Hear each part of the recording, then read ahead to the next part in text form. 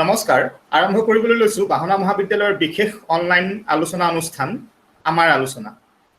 আলোচনাত আমি সপ্তাহত দুটা দিন সন্ধিয়া একত্ৰিত হৈ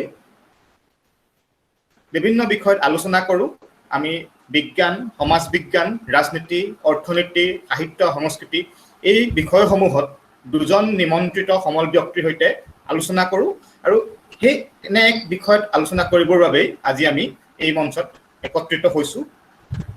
মই প্ৰথমে সকলোকে এই অনুষ্ঠানলৈ স্বাগতম জনাইছো আৰু সকলোকে আজিৰ আলোচনাৰ বিষয়টো অৱগত কৰিব লৈছো। আজিৰ আমাৰ আলোচনাৰ বিষয় হৈছে অসমৰ ছাত্ৰ ৰাজনীতি আশা আৰু নিৰাশা। আৰু এই আজিৰ আলোচনাত আমি সমল ব্যক্তি হিচাপে দুজন ৰাজনীতি বিজ্ঞানৰ প্ৰখ্যাত ব্যক্তিক নিমন্ত্ৰণ জনাইছিলো। দুইজন আমাৰ মাজত উপস্থিত আছে। এজন হৈছে ডক্টৰ সব্যসাচী মহন্ত ডাঙৰীয়া, তেখেত গড়গাঁও মহাবিদ্যালয়ৰ অধ্যক্ষ আৰু আমি তেখেতৰ লেখাসমূহ প্ৰায়ে অসমৰ বিভিন্ন কাকতত দেখা পাওঁ, পঢ়িবলৈ পাওঁ। তেখেতক মই স্বাগতম জনাইছো। তেখেত আমাৰ মাজত নিৰ্দিষ্ট বক্তা হিচাপে, নিমন্ত্ৰিত বক্তা হিচাপে উপস্থিত আছে। আমাৰ মাজত উপস্থিত আছে যোৰহাটৰ DCB গাৰ্লছ কলেজৰ সহযোগী অধ্যাপক বিজয় কৃষ্ণ বৰা ডাঙৰীয়া। তেখেতেও ৰাজনৈতিকভাৱে বিভিন্ন ধৰণৰ কথাবোৰ কৰি থাকে। তেখেতকো মই অনুষ্ঠানলৈ স্বাগতম জনাইছো। মই ইতিমধ্যে কৈছোৱে যে আমাৰ আজিৰ আলোচ্য বিষয় ছাত্ৰ ৰাজনীতিৰ ওপৰত। গতিকে মই চমুকৈ ছাত্ৰ ৰাজনীতিৰ বিষয়ে অৱগত কৰিব বিচাৰিছো আৰু তাৰ পিছতে আমি সমল ব্যক্তিৰ মন্তব্য শুনিম। ছাত্ৰ আৰু ৰাজনীতি এই বিষয়ে বিভিন্ন সময়ত বিভিন্ন ধৰণৰ বিতৰ্ক। কিছু লোকৰ মতে ছাত্ৰ ছাত্ৰীসকলে ৰাজনীতিৰ পৰা আঁতৰি থাকিব, ছাত্ৰ ছাত্ৰীৰ পঢ়া শুনা ৰাজনীতি কৰিব নালাগে, ছাত্ৰ ছাত্ৰীয়ে আৰু আন এচাম ব্যক্তিৰ মতে ছাত্ৰ ছাত্ৰীয়ে সক্ৰিয় ৰাজনীতিত অংশগ্ৰহণ কৰিব লাগে। ছাত্ৰ ছাত্ৰীয়ে ৰাজনীতিত অংশগ্ৰহণ কৰিলেহে তাৰ ৰাজনৈতিক ব্যৱস্থাটো সুন্দৰভাৱে পৰিচালিত হ'ব। এই ক্ষেত্ৰত মই দুজন ব্যক্তিৰ নাম উল্লেখ কৰিব বিচাৰিছো। লালা লাজপত ৰায় ভাৰতবৰ্ষৰ স্বাধীনতা সংগ্ৰামৰ এজন সেনানী, যাক আমি সকলোৱে চিনি পাওঁ। তেখেতে স্বাধীনতা সংগ্ৰামত ছাত্ৰসকলৰ অংশগ্ৰহণ হোৱাটো বিচাৰিছিল। ঠিক সেইদৰে ভাৰতবৰ্ষৰ পণ্ডিত নেহেৰুৱেও প্ৰধানমন্ত্ৰী ছাত্ৰসকলৰ ৰাজনীতিত অংশগ্ৰহণৰ সমৰ্থন কৰিছিল আৰু তেওঁ কৈছিল যে ছাত্ৰসকলে পঢ়াশালীত বা পৰীক্ষাগৃহত নিজকে বন্দী কৰি নাৰাখি দেশৰ স্বাধীনতাৰ, দেশৰ ৰাজনৈতিক কাম কাজত অংশগ্ৰহণ কৰিব লাগে। আৰু তেওঁলোকৰ আহ্বান মানিয়ে বহুতো সেই সময়ৰ ছাত্ৰ ছাত্ৰীয়ে ভাৰতৰ স্বাধীনতা আন্দোলনত অংশগ্ৰহণ কৰিছিল। আমি অসমৰ অজিত বৰুৱাৰ নাম ক'ব পাৰোঁ, আমি ক'ব পাৰোঁ ৰূপপুৰৰ জ্যোতিপ্ৰসাদ আগৰৱালাৰ নাম, আমি ল'ব পাৰোঁ শ্বহীদ ভগত সিঙৰ নাম, যিসকলে ছাত্ৰ অৱস্থাতে সক্ৰিয় ৰাজনীতিত অংশগ্ৰহণ কৰিছিল আৰু ভাৰতবৰ্ষৰ স্বাধীনতাত, ভাৰতবৰ্ষৰ ৰাজনৈতিক অগ্ৰগতিত গুৰুত্বপূৰ্ণ ভূমিকা পালন কৰিছিল। আমি অসমৰ প্ৰেক্ষাপটত যদি চাওঁ, বহু লোকে অসমৰ ৰাজনীতিত ছাত্ৰ অৱস্থাৰ পৰা সক্ৰিয়ভাৱে লাগি আছে আৰু বৰ্তমানো সেই ছাত্ৰ নেতাসকলে ভাৰতবৰ্ষৰ বা অসমৰ ৰাজনীতিত গুৰুত্বপূৰ্ণ ভূমিকা পালন কৰি আহিছে। গতিকে ছাত্ৰসকলে অসমৰ ৰাজনীতিটো গুৰুত্বপূৰ্ণ ভূমিকা পালন কৰি আহিছে। কিন্তু ছাত্ৰসকলৰ মাজত কিছুমান আশা সৃষ্টি হৈছে আৰু কিছুমান ক্ষেত্ৰত আমি দেখিছো যে আমি নিৰাশ হৈছো। এই আটাইবোৰ কথা আমি আজি, কিন্তু এই আলোচনা কেৱল মাত্ৰ ছাত্ৰ ছাত্ৰীৰ বৌদ্ধিক বিকাশৰ বাবে আয়োজন কৰা আলোচনা, কেৱল মাত্ৰ শৈক্ষিক উন্নতিৰ বাবে আয়োজন কৰা আলোচনা। গতিকে মই আশা কৰিছো আমাৰ সমল ব্যক্তিদ্বয়ে আৰু এই আলোচনাত অংশগ্ৰহণ কৰা ব্যক্তিসকলে ৰাজনৈতিক দিশসমূহ আওকাণ কৰি স্পৰ্শকাতৰ বিষয় হিচাপে কথাটো গণ্য কৰি কোনো ধৰণৰ ৰাজনৈতিক বিতৰ্কৰ সূত্ৰপাত কৰিবলৈ নকৰি বা এৰাই চলি আজিৰ অনুষ্ঠানটোত অংশগ্ৰহণ কৰে। মই অধিক বহলকৈ পাতনি নেমেলি আজিৰ অনুষ্ঠানৰ নিমন্ত্ৰিত বক্তা ডক্টৰ মহন্ত ছাৰক নিজৰ বক্তব্য ৰাখিবৰ বাবে অনুৰোধ জনাইছো। ধন্যবাদ ডক্টৰ পংকজ বৰা। মই পোনপ্ৰথমতে আন্তৰিক ধন্যবাদ আৰু কৃতজ্ঞতা জ্ঞাপন কৰিছোঁ বাহনা মহাবিদ্যালয়ৰ এই আয়োজক সমিতিৰ প্ৰতি, যি আয়োজক সমিতিয়ে ছাত্ৰ ছাত্ৰীসকলৰ মাজত বৌদ্ধিক বিকাশৰ কাৰণে, জ্ঞানৰ পৰিসৰ বৃদ্ধিৰ কাৰণে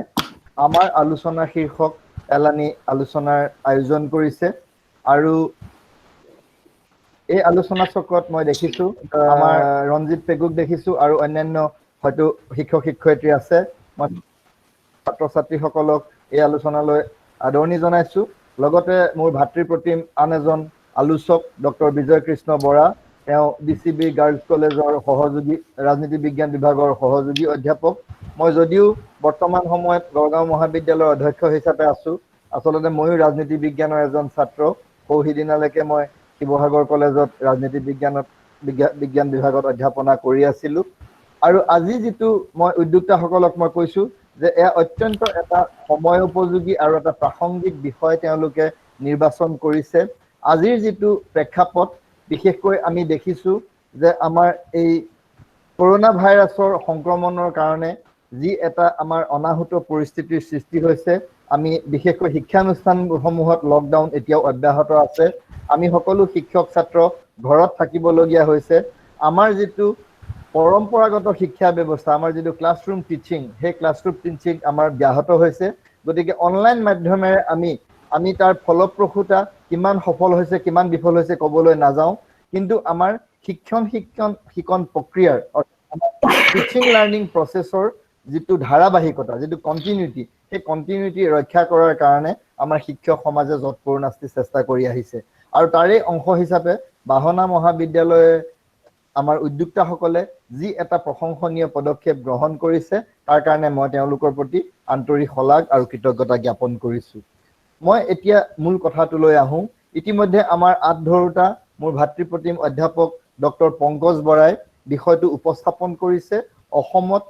বা অসম আৰু ছাত্ৰ ৰাজনীতি, আশা আৰু নিৰাশা। তেওঁ এটা শব্দ কৈছে যে বিতৰ্ক। ইয়াত কোনো বিতৰ্কৰ কথা নহয়, এয়া সম্পূৰ্ণ এটা বৌদ্ধিক আলোচনা। বৌদ্ধিক আলোচনাত আমি যেতিয়া বৌদ্ধিক আলোচনা কৰিম আৰু যেতিয়া আমি কোনো এটা বিষয় আমি ৰাজনৈতিক দৃষ্টিভংগীৰে, আমি সমাজ বিজ্ঞানৰ দৃষ্টিভংগীৰে, সমালোচনাত্মক দৃষ্টিভংগীৰে চাম, তেতিয়া আমি প্ৰতিটো দিশৰ আমি ইতিবাচক দিশসমূহ বা নেতিবাচক দিশসমূহ আমি পৰীক্ষা কৰিব লাগিব। তেহে আমি এজন সমাজ বিজ্ঞানৰ ছাত্ৰ, আমি যেটো আমাৰ যেটো ক্ৰিটিকেল ইভালুৱেশ্যন, যেটো আমি সমালোচনাত্মক দৃষ্টিভংগীৰে মূল্যায়ন কৰা, সেইটো আচলতে আমাৰ এটা সহজাত প্ৰবৃত্তি। আৰু সেই সহজাত প্ৰবৃত্তিৰ অংশ হিচাপে আমি বিদ্যায়তনিক দিশত জড়িত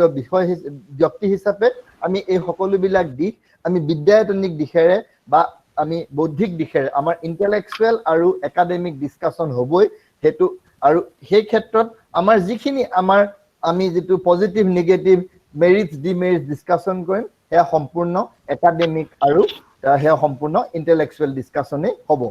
গতিকে আমি যেতিয়া ছাত্ৰ ৰাজনীতিৰ কথা কওঁ, ইতিমধ্যে আমাৰ তেওঁ খুব আধৰুতে খুব কম সময়ৰ ভিতৰত খুব কম কথাৰে পংকজ বৰাই দুটামান গুৰুত্বপূৰ্ণ কথা কৈছে যে আমি ছাত্ৰই ৰাজনীতি কৰিব লাগে নে নালাগে, ছাত্ৰই ৰাজনীতি কৰাটো উচিত হয় নে নহয়, নে ছাত্ৰ কেৱল অধ্যয়নতে থাকিব লাগে, ৰাজনীতি কৰিব নালাগে। এই যেটো ধাৰণা, যেটো পাৰচেপশ্যন, এই পাৰচেপশ্যনটোত মই ব্যক্তিগতভাৱে এটা কেনা দেখিবলৈ পাওঁ, এটা কেৰুণ দেখিবলৈ পাওঁ। আমি সৰ্বসাধাৰণ দৃষ্টিত ৰাজনীতি বুলি ক'লে আমি কেৱল নিৰ্বাচনী প্ৰক্ৰিয়াকে বা নিৰ্বাচনী ৰাজনীতিকে ৰাজনীতি বুলি বুজি পাওঁ। Politics doesn't mean only the electoral process বা ইলেক্টৰেল পলিটিক্স, বা নিৰ্বাচনী ৰাজনীতিকে কেৱল ৰাজনীতি বুলি কোৱা নহয়। আমি যিহেতু সমাজ এখনত আছো, সমাজ এখনত সামাজিক আৰু ৰাজনৈতিক প্ৰতিটো বিষয়ৰ ক্ষেত্ৰত আমি যেতিয়া আমাৰ মন্তব্য ৰাখিম, আমি যেতিয়া আমাৰ দৃষ্টিভংগী সৃষ্টি কৰিম, আমি যেতিয়া আমাৰ ক'বলগীয়াখিনি আমাৰ বক্তব্য উপস্থাপন কৰিম, সেয়াই হৈছে আমাৰ ৰাজনীতিত জড়িত এক পৰোক্ষ আমাৰ এটা কাৰ্য। ৰাজনীতি যে কেৱল নিৰ্বাচনী প্ৰক্ৰিয়াত বা দলীয় ৰাজনীতিৰ সৈতে জড়িত হলেহে যে ৰাজনীতি কৰা হয় সেইটো নহয়, কিন্তু আমি সৰ্বসাধাৰণে সচৰাচৰ সেই কথাটোৱে বুজো। কিন্তু আমাৰ মতে ৰাজনীতি হৈছে আমি সচৰাচৰ আমাৰ সমাজ জীৱন, ৰাজনৈতিক জীৱন, আমাৰ সুশাসন প্ৰক্ৰিয়াৰ সৈতে জড়িত প্ৰতিটো বিষয়ৰ ক্ষেত্ৰত আমি সজাগতা সচেতনতা সৃষ্টি কৰি সেই বিষয়ত আমাৰ যেটো মত, আমাৰ যেটো দৃষ্টিভংগী, আমাৰ যি মন্তব্য, সেয়া প্ৰকাশ কৰাও কিন্তু ৰাজনীতি বা ৰাজনৈতিক প্ৰক্ৰিয়াত অংশগ্ৰহণ। দলীয় ৰাজনীতি কৰিলেহে যে ৰাজনীতি হয় সেইটো নহয়, এটা ৰাজনৈতিক প্ৰক্ৰিয়া। আমি যি ৰাতিপুৱা শুই উঠাৰ পৰা ৰাতি শুৱালৈকে আমি যি এটা সমাজ জীৱনত আছো, যি এটা ৰাজনৈতিক পৰিৱেশত আছো, সেই প্ৰতিটো কথা আচলতে আমাক ৰাজনীতিয়ে নিৰ্ধাৰণ কৰে, অৰ্থনীতিয়ে নিৰ্ধাৰণ কৰে, সমাজ নীতিয়ে নিৰ্ধাৰণ কৰে। গতিকে এই গোটেইকেইটা সম্পৰ্ক বিষয় অত্যন্ত ওতঃপ্ৰোতভাৱে পাৰস্পৰিক সম্পৰ্কযুক্ত। আমি দলীয় ৰাজনীতিত নোযোৱাকেও আমি ৰাজনৈতিক চিন্তা কৰিব পাৰো, আমি নিৰ্বাচনী ৰাজনীতিত অংশগ্ৰহণ নকৰাকেও আমি ৰাজনৈতিক প্ৰক্ৰিয়াত আমি অংশ ল'ব পাৰো। আমি যে ভোটদান কৰিছো, that is also a part of political process. আমি যে ভোটদান কৰিছো, আমি মতদান কৰিছো, আমাৰ এটা নিৰ্দিষ্ট বিষয়ত আমি আমুকটো হ'ব লাগে, আমুকটো হ'ব নালাগে বুলি যে আমি মত পোষণ কৰিছো, this is also a part of political process and this is also a kind of political practice. এইটো এটা ৰাজনৈতিক এটা অভ্যাসৰ এটা অংশ। গতিকে এই ক্ষেত্ৰত কোনো ধৰণৰ ব্যৰ্থভূত থাকিব নালাগে, এই ক্ষেত্ৰত কোনো ধৰণৰ আমাৰ কোনো ভুল বুজাবুজি হ'ব নালাগে যে কেৱল ৰাজনৈতিক দলৰ জৰিয়তে প্ৰত্যক্ষ ৰাজনীতি বা নিৰ্বাচনী ৰাজনীতিত অংশগ্ৰহণ কৰিলেহে ৰাজনীতি হয়। আমি আমাৰ অংশগ্ৰহণেৰে আমাৰ মতামত প্ৰকাশেও আমি ৰাজনৈতিক প্ৰক্ৰিয়াত অংশগ্ৰহণ কৰিব পাৰো। আৰু সেই দৃষ্টিভংগীৰে চালে আমাৰ বোধেৰে ছাত্ৰ সমাজে আচলতে ৰাজনীতিত অংশগ্ৰহণ কৰাটো উচিত। কাৰণ আমি যিটো কথা কৈ থাকো সচৰাচৰ আমি কওঁ যে politics is the last game of scoundrel. আমি পলিটিক্সক আমি ধূৰ্ত মানুহৰ এটা আমি শেষ আশ্ৰয় বুলি কৈছো। কিন্তু আমি ৰাজনীতিক যদি আমি কলুষিতাৰ পৰা মুক্ত কৰিব খোজো, ৰাজনীতিক যদি আমি বিচৰা ধৰণে, আমি আকাংক্ষা কৰা ধৰণে যদি ৰাজনীতিক আমি পবিত্ৰ কৰিব খোজো, আমি এখন সুশাসন আমি বিচৰা ধৰণে সুশাসন আমি প্ৰৱৰ্তন কৰিব খোজো, তেতিয়াহ'লে আমাৰ এই শিক্ষাৰ লগত জড়িত, আমাৰ এই জ্ঞান সন্ধানী আমাৰ ছাত্ৰ ছাত্ৰীসকল ৰাজনীতিত জড়িত হোৱাটো উচিত। আজি যদি আপুনি চায়, আমি সদায় ৰাজনৈতিক পৰিৱৰ্তনৰ কথা কওঁ, সামাজিক অৰ্থনৈতিক পৰিৱৰ্তনৰ কথা কওঁ, কিন্তু আমি সঁচা অৰ্থত সকলো পৰিৱৰ্তনৰ অংশীদাৰ হ'বলৈ চেষ্টা কৰিছোনে? আমি কেৱল আমাৰ ঘৰৰ চোতালত ড্ৰয়িং ৰুম, ডাইনিং ৰুমত আমি পৰিৱৰ্তনৰ কথা ক'লে নহ'ব। আজিৰ তাৰিখতো ভাৰতবৰ্ষই স্বাধীনতা লাভ কৰাৰ ৭৩ বছৰ হৈ যোৱাৰ পিছতো আমাৰ দেশত ভোটদানৰ হাৰ ৬০ৰ পৰা ৬৫%। অৰ্থাৎ আমাৰ ৬০ৰ পৰা ৬৫% মানুহে ভোটদান কৰে, ৩৫ৰ পৰা ৪০% মানুহে ভোটদান নকৰে। অৰ্থাৎ ৩৫ৰ পৰা ৪০% মানুহে আমাৰ ৰাজনৈতিক প্ৰক্ৰিয়াত তেওঁলোকে মত নিদিয়াৰ ফলত তেওঁলোকে বিচৰা ধৰণৰ যিটো ৰাজনৈতিক পৰিৱৰ্তন, তেওঁলোকে বিচৰা ধৰণে যিটো ৰাজনৈতিক ব্যৱস্থা, তেওঁলোকে যিটো সুশাসন বিচাৰে সেয়া পাবলৈ তেওঁলোক অসমৰ্থ হয়। গতিকে আমি আজিৰ তাৰিখত আমি পৰোক্ষভাৱে আমি ভোটটো দিও, আমাৰ নিজৰ মত প্ৰকাশ কৰিও আমি ৰাজনীতিত সক্ৰিয়ভাৱে অংশগ্ৰহণ কৰা নাই বা কৰিব বিচৰা নাই। আৰু তাৰ পিছত আমি আশা কৰিছো আমাক সুশাসন লাগে, তাৰ পিছত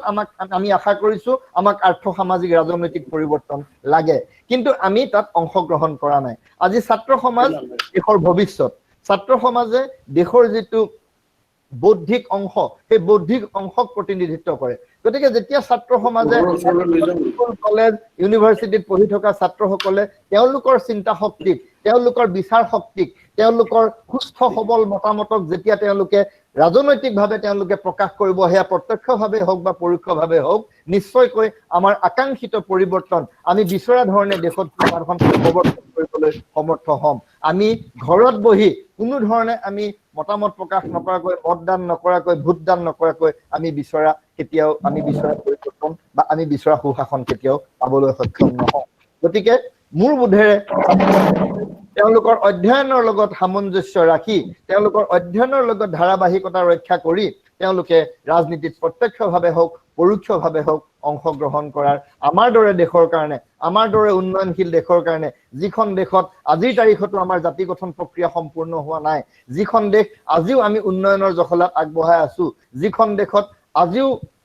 ৩৫%তকৈ অধিক মানুহ দাৰিদ্ৰতাৰ সীমাৰেখাৰ তলত আছে, তাত কিন্তু ছাত্ৰসকলে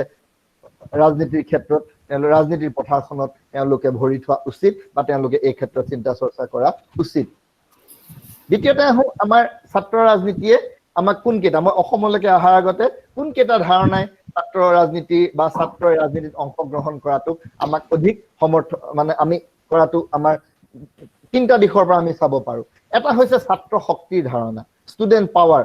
the idea of student power. আমি সকলোৱে জানো যে ছাত্ৰৰ এটা অপৰিসীম শক্তি আছে, তেওঁলোকৰ যিটো ইউনাইটেড ফ'ৰ্চ, সেই ইউনাইটেড ফ'ৰ্চে যেতিয়া ছাত্ৰসকলে কিবা এটা বিচাৰে, সেই বিচৰাটো তেতিয়া ৰাষ্ট্ৰই কেতিয়াও তেওঁলোকক ডিনাই কৰিবলৈ বা ৰাষ্ট্ৰই তেওঁলোকৰ বিচৰাটোক, তেওঁলোকৰ আকাংক্ষাক নেওচা দিবলৈ অসুবিধা হয়। কাৰণ আজিৰ তাৰিখত মই ভাৰতবৰ্ষৰ কনটেক্সটত কৈছো,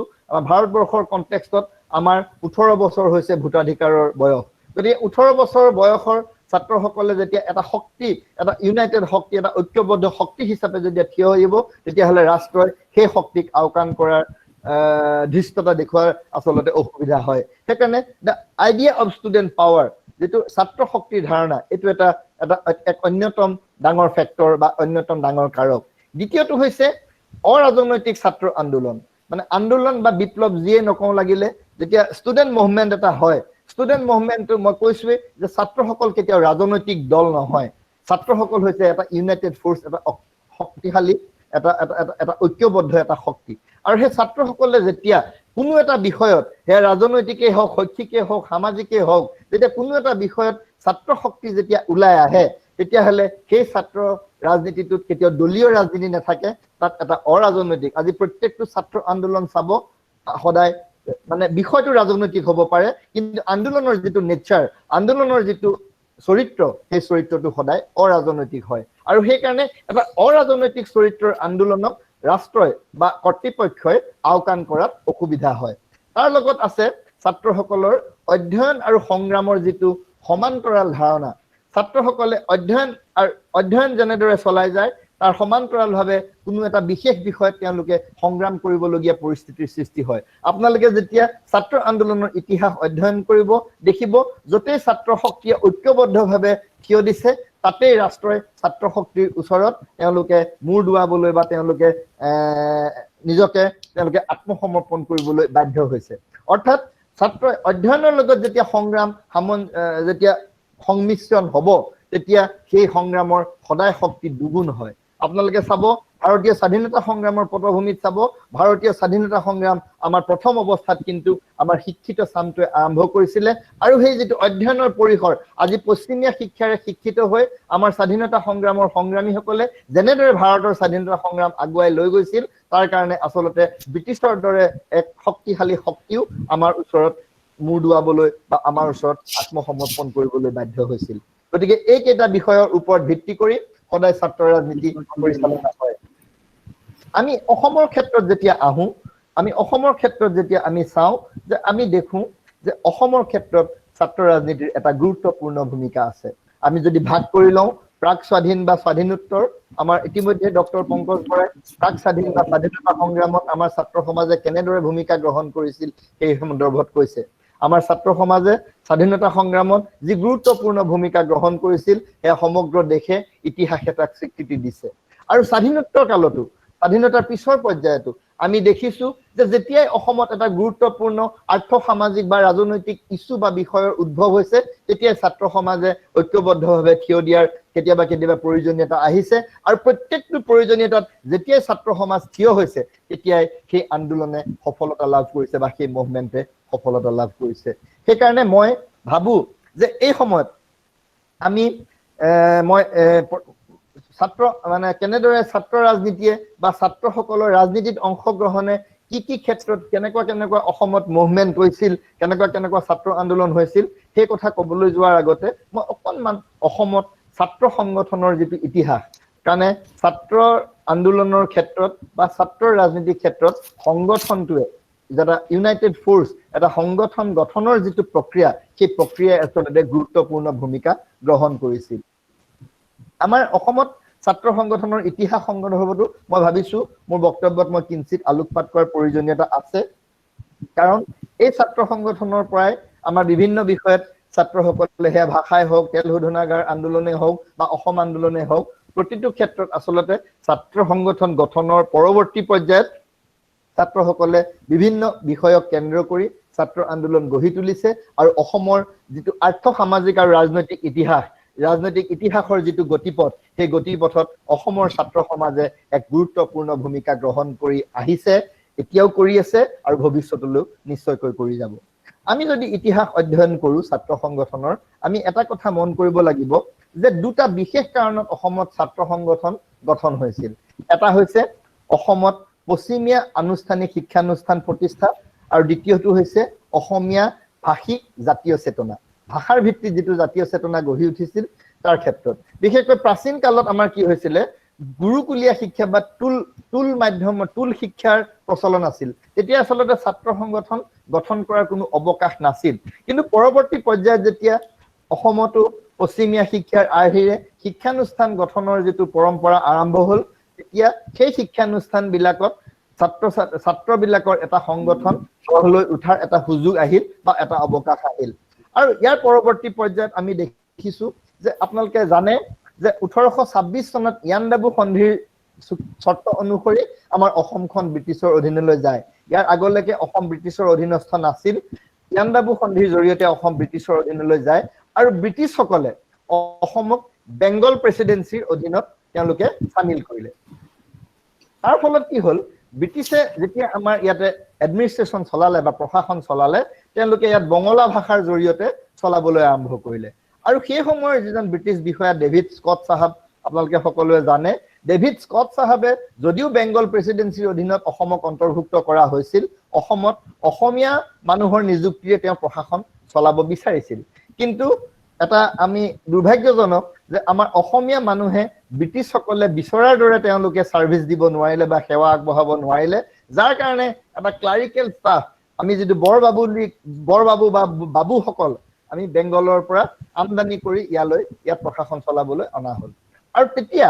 ব্ৰিটিছৰ যিটো নিয়ম আছিল যে ব্ৰিটিছৰ যিটো প্ৰশাসনিক ভাষা আছিল বেংগলী, অসমতো সেই ভাষা প্ৰৱৰ্তন কৰিবলৈ ধৰিলে। আৰু তেতিয়াই অসমৰ মাজত এটা ভাষিক চেতনাবোধ, অসমীয়া ভাষিক চেতনাবোধ জাগিলে। আৰু অসমীয়া ভাষিক চেতনাবোধ জাগি অসমত ভাষাৰ কাৰণে, অসমীয়া ভাষাৰ অস্তিত্ব ৰক্ষাৰ কাৰণে এটা সংগ্ৰামৰ সূচনা হ'ল, য'ত অসমৰ ছাত্ৰ সমাজেও অংশগ্ৰহণ কৰিছিলে। আৰু ইয়াৰ পৰৱৰ্তী পৰ্যায়ত 1846 চনত আমাৰ শিৱসাগৰৰ পৰা প্ৰকাশিত অৰুণোদয় বাতৰি কাকতৰ যোগেদি আধুনিক অসমীয়া ভাষাৰ প্ৰতিষ্ঠাৰ এটা জাগৰণ সৃষ্টি হ'ল।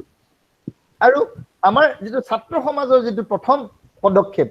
ছাত্ৰ সমাজৰ প্ৰথম পদক্ষেপটো আৰম্ভ হৈছিল 1835 চনত। সেই সময়ত গুৱাহাটী ছেমিনাৰী বুলি গুৱাহাটীত এখন স্কুল শিক্ষানুষ্ঠান প্ৰতিষ্ঠা কৰা হৈছিল। আৰু সেই শিক্ষানুষ্ঠানখনত কলিকতাৰ পৰা এজন বঙলা ভাষাৰ শিক্ষক আনি পেলাই এটা সহকাৰী শিক্ষক হিচাপে নিযুক্তি দিয়া হৈছিল। তেতিয়া সেই গুৱাহাটী ছেমিনাৰীৰ ছাত্ৰসকলে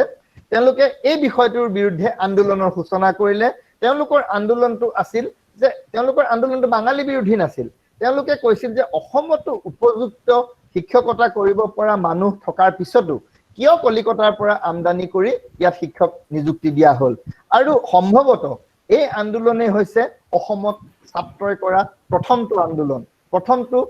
এটা সংঘবদ্ধ আন্দোলন, যিটো আন্দোলন ব্ৰিটিছৰ বিৰুদ্ধে হৈছিল। কিন্তু আচলতে যেতিয়া আমি ছাত্ৰসকলৰ অনুষ্ঠান গঢ় লোৱাৰ কথা কওঁ, ছাত্ৰসকলৰ অনুষ্ঠান কিন্তু প্ৰথম অৱস্থাত অসমত গঢ় লোৱা নাছিল। সেই অনুষ্ঠান গঢ় লৈছিল কলিকতাত 1872 চনত। আমাৰ আপোনালোকে সকলোৱে জানে, গংগা গোবিন্দ ফুকন, মানিক চন্দ্ৰ বৰুৱা, জগন্নাথ বৰুৱা আদিৰ দৰে বৰেণ্য ব্যক্তিৰ উদ্যোগত কলিকতাত এটা অসমীয়া ছাত্ৰৰ অনুষ্ঠান গঢ়ি উঠিছিল। এই অসমীয়া ছাত্ৰৰ অনুষ্ঠানটোৰ নাম আছিল অসমীয়া সাহিত্য সভা। প্ৰথম অৱস্থাত কিন্তু অসমীয়া সাহিত্য আৰু অসমীয়া ভাষাৰ উত্তৰণৰ কাৰণেহে, অসমীয়া ভাষিক চেতনা ৰক্ষাৰ কাৰণেহে, অসমীয়াৰ মাজত অসমীয়া ভাষাৰ যিটো জাতীয় চেতনাবোধ, সেই জাতীয় চেতনাবোধ জাগ্ৰত কৰিবৰ কাৰণেহে আচলতে এই অনুষ্ঠান গঢ় লৈ উঠিছিল। এই অনুষ্ঠানবিলাকে বা এই সংগঠনবিলাকে প্ৰথম অৱস্থাত কিন্তু এই অনুষ্ঠানবিলাকে কেতিয়াও ৰাজনৈতিক ইছ্যুবিলাক তেওঁলোকে গ্ৰহণ কৰা নাছিল। ইয়াৰ পৰৱৰ্তী পৰ্যায়ত গঢ়ি উঠিছিল আছামিজ ষ্টুডেণ্টছ লিটাৰেৰী ক্লাব, সেইটো কলিকতাত গঢ় লৈ উঠিছিল। অৱশ্যে ইয়াৰ শাখা গুৱাহাটীতো গঠন হৈছিল। আৰু সেই সময়ত কলিকতাত প্ৰায় 50 জনৰো অধিক অসমীয়া ছাত্ৰই শিক্ষা গ্ৰহণ কৰি আছিল। আৰু তেওঁলোকে 1888 চনত 25 আগষ্টত আন এটা অনুষ্ঠান গঠন কৰিলে, সেইটো হ'ল অসমীয়া ভাষাৰ উন্নতি সাধিনী। আমি সকলোৱে জানো যে অসমীয়া ভাষাৰ উন্নতি সাধন কৰিবৰ কাৰণে সেই সময়ত তাতে থকা অসমীয়া ছাত্ৰ ছাত্ৰীসকলে যথেষ্ট সাহিত্য চৰ্চা কৰিছিল। আৰু সাহিত্য চৰ্চাৰ জৰিয়তে অসমীয়া ভাষিক চেতনাবোধ আৰু অসমীয়া আধুনিক অসমীয়া ভাষাৰ উত্তৰণ আৰু এটা মৰ্যাদা প্ৰতিষ্ঠাৰ হকে তেওঁলোকে আগবাঢ়িছিল। তাৰপিছতে 1903 চনত কেৱল সাহিত্যৰ বিষয়ে নহয়, এই আগৰ যিকেইটা অনুষ্ঠানৰ কথা ক'লো, অসমীয়া সাহিত্য সভা, আছামিজ ষ্টুডেণ্টছ লিটাৰেৰী ক্লাব আৰু অসমীয়া উন্নতি সাধিনী সভা, অসমীয়া ভাষাৰ উন্নতি সাধিনী সভা, এই সকলোবিলাক সাহিত্য ক্ষেত্ৰৰ লগত জড়িত আছিল। কিন্তু 1903 চনত অসমৰ আৰ্থ-সামাজিক সমস্যা সম্পৰ্কে আলোচনা কৰিবলৈ আন এটা অনুষ্ঠান গঢ়ি তোলা হৈছিল, আছাম এছ'চিয়েশ্যন। তাৰ পিছৰ পৰ্যায়ত 1905 চনত গঠন হৈছিল অসমীয়া ছাত্ৰৰ সাহিত্য সন্মিলন। কিন্তু ইয়াৰ পৰৱৰ্তী পৰ্যায়ত 1916 চনত এই অসমীয়া ছাত্ৰৰ সাহিত্য সন্মিলনক আমাৰ লক্ষ্মীনাথ বেজবৰুৱা, ৰসৰাজ লক্ষ্মীনাথ বেজবৰুৱাৰ পৰামৰ্শক্ৰমে এই অনুষ্ঠানৰ নাম দিয়া হয় অসম ছাত্ৰ সন্মিলন। আৰু এই অসম ছাত্ৰ কেৱল সাহিত্য বিষয়তে নহয়, তেওঁলোকে অসমৰ আৰ্থ-সামাজিক বিষয়বিলাকতো তেওঁলোকে চিন্তা চৰ্চা কৰিবলৈ ধৰিলে। আৰু ইয়াৰ পৰৱৰ্তী পৰ্যায়ত যেতিয়া 1917 চনত অসম সাহিত্য সভা গঠন হ'ল আৰু 1917 চনত অসম সাহিত্য সভাৰ প্ৰথমখন অধিৱেশন ঐতিহাসিক শিৱসাগৰত অনুষ্ঠিত হ'ল তেতিয়া সাহিত্যৰ বিষয়টো অসম সাহিত্য সভাই আলোচনা কৰিবলৈ ল'লে আৰু অন্যান্য আৰ্থ-সামাজিক বিষয়বিলাক অসম ছাত্ৰ সন্মিলনে আলোচনা কৰিবলৈ ল'লে ইয়াৰ পৰৱৰ্তী পৰ্যায়ত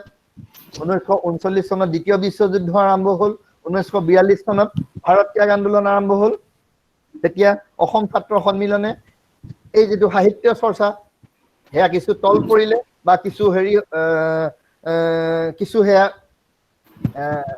মানে সাহিত্য চৰ্চাক একাখৰীয়াকৈ ৰাখি ভাৰতৰ স্বাধীনতা সংগ্ৰামত তেওঁলোকে অংশগ্ৰহণ কৰিলে আৰু সেই স্বাধীনতা সংগ্ৰাম চলি থকা সময়ত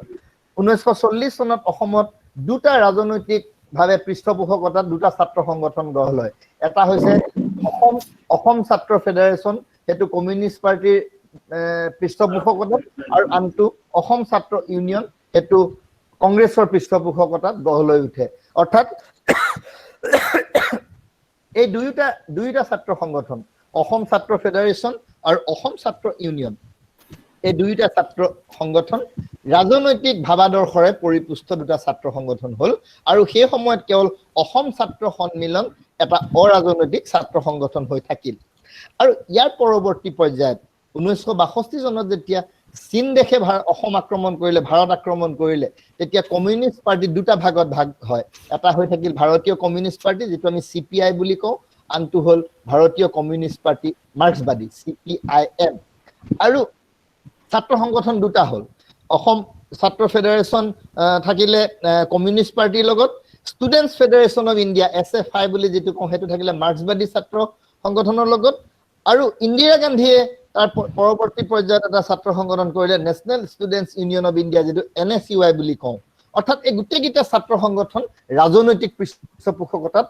গঠন হোৱা ছাত্ৰ সংগঠন হ'ল আৰু কেৱল অসম ছাত্ৰ সন্মিলন অৰাজনৈতিক ছাত্ৰ অনুষ্ঠান হৈ থাকিল তাৰ পিছত দেশে স্বাধীনতা লাভ কৰিলে আৰু বিভিন্ন ধৰণৰ আৰ্থ-সামাজিক বিষয়বিলাকে বা ৰাজনৈতিক বিষয়বিলাকে যাৰা স্বাধীনতা প্ৰক্ৰিয়া হয় সম্পূৰ্ণ হয় দেশ এখন যেতিয়া স্বাধীন হৈ পেলাই ৰাজনৈতিক প্ৰক্ৰিয়া বা দেশ গঠন প্ৰক্ৰিয়া জাতি গঠন প্ৰক্ৰিয়া নেশন বিল্ডিং প্ৰসেস আৰম্ভ হয় তেতিয়া বিভিন্ন ইস্যুজ বিলাক ওপৰলৈ আহে বা পোহৰলৈ আহে আৰু সেই ইস্যুজ বিলাকৰ ক্ষেত্ৰত ছাত্ৰসকলে বিভিন্ন সময়ত বিভিন্ন ধৰণে তেওঁলোকে অংশগ্ৰহণ কৰিবলৈ ধৰিলে 1959 চনৰ আৰম্ভণিৰ পৰা জাতীয় চেতনাৰে জাতীয় স্বাৰ্থ ৰক্ষাৰ উদ্দেশ্যে নতুন ছাত্ৰ সংগঠন গঢ় লৈ উঠিল তাৰে এটা শিৱসাগৰ জিলা ছাত্ৰ সংগঠন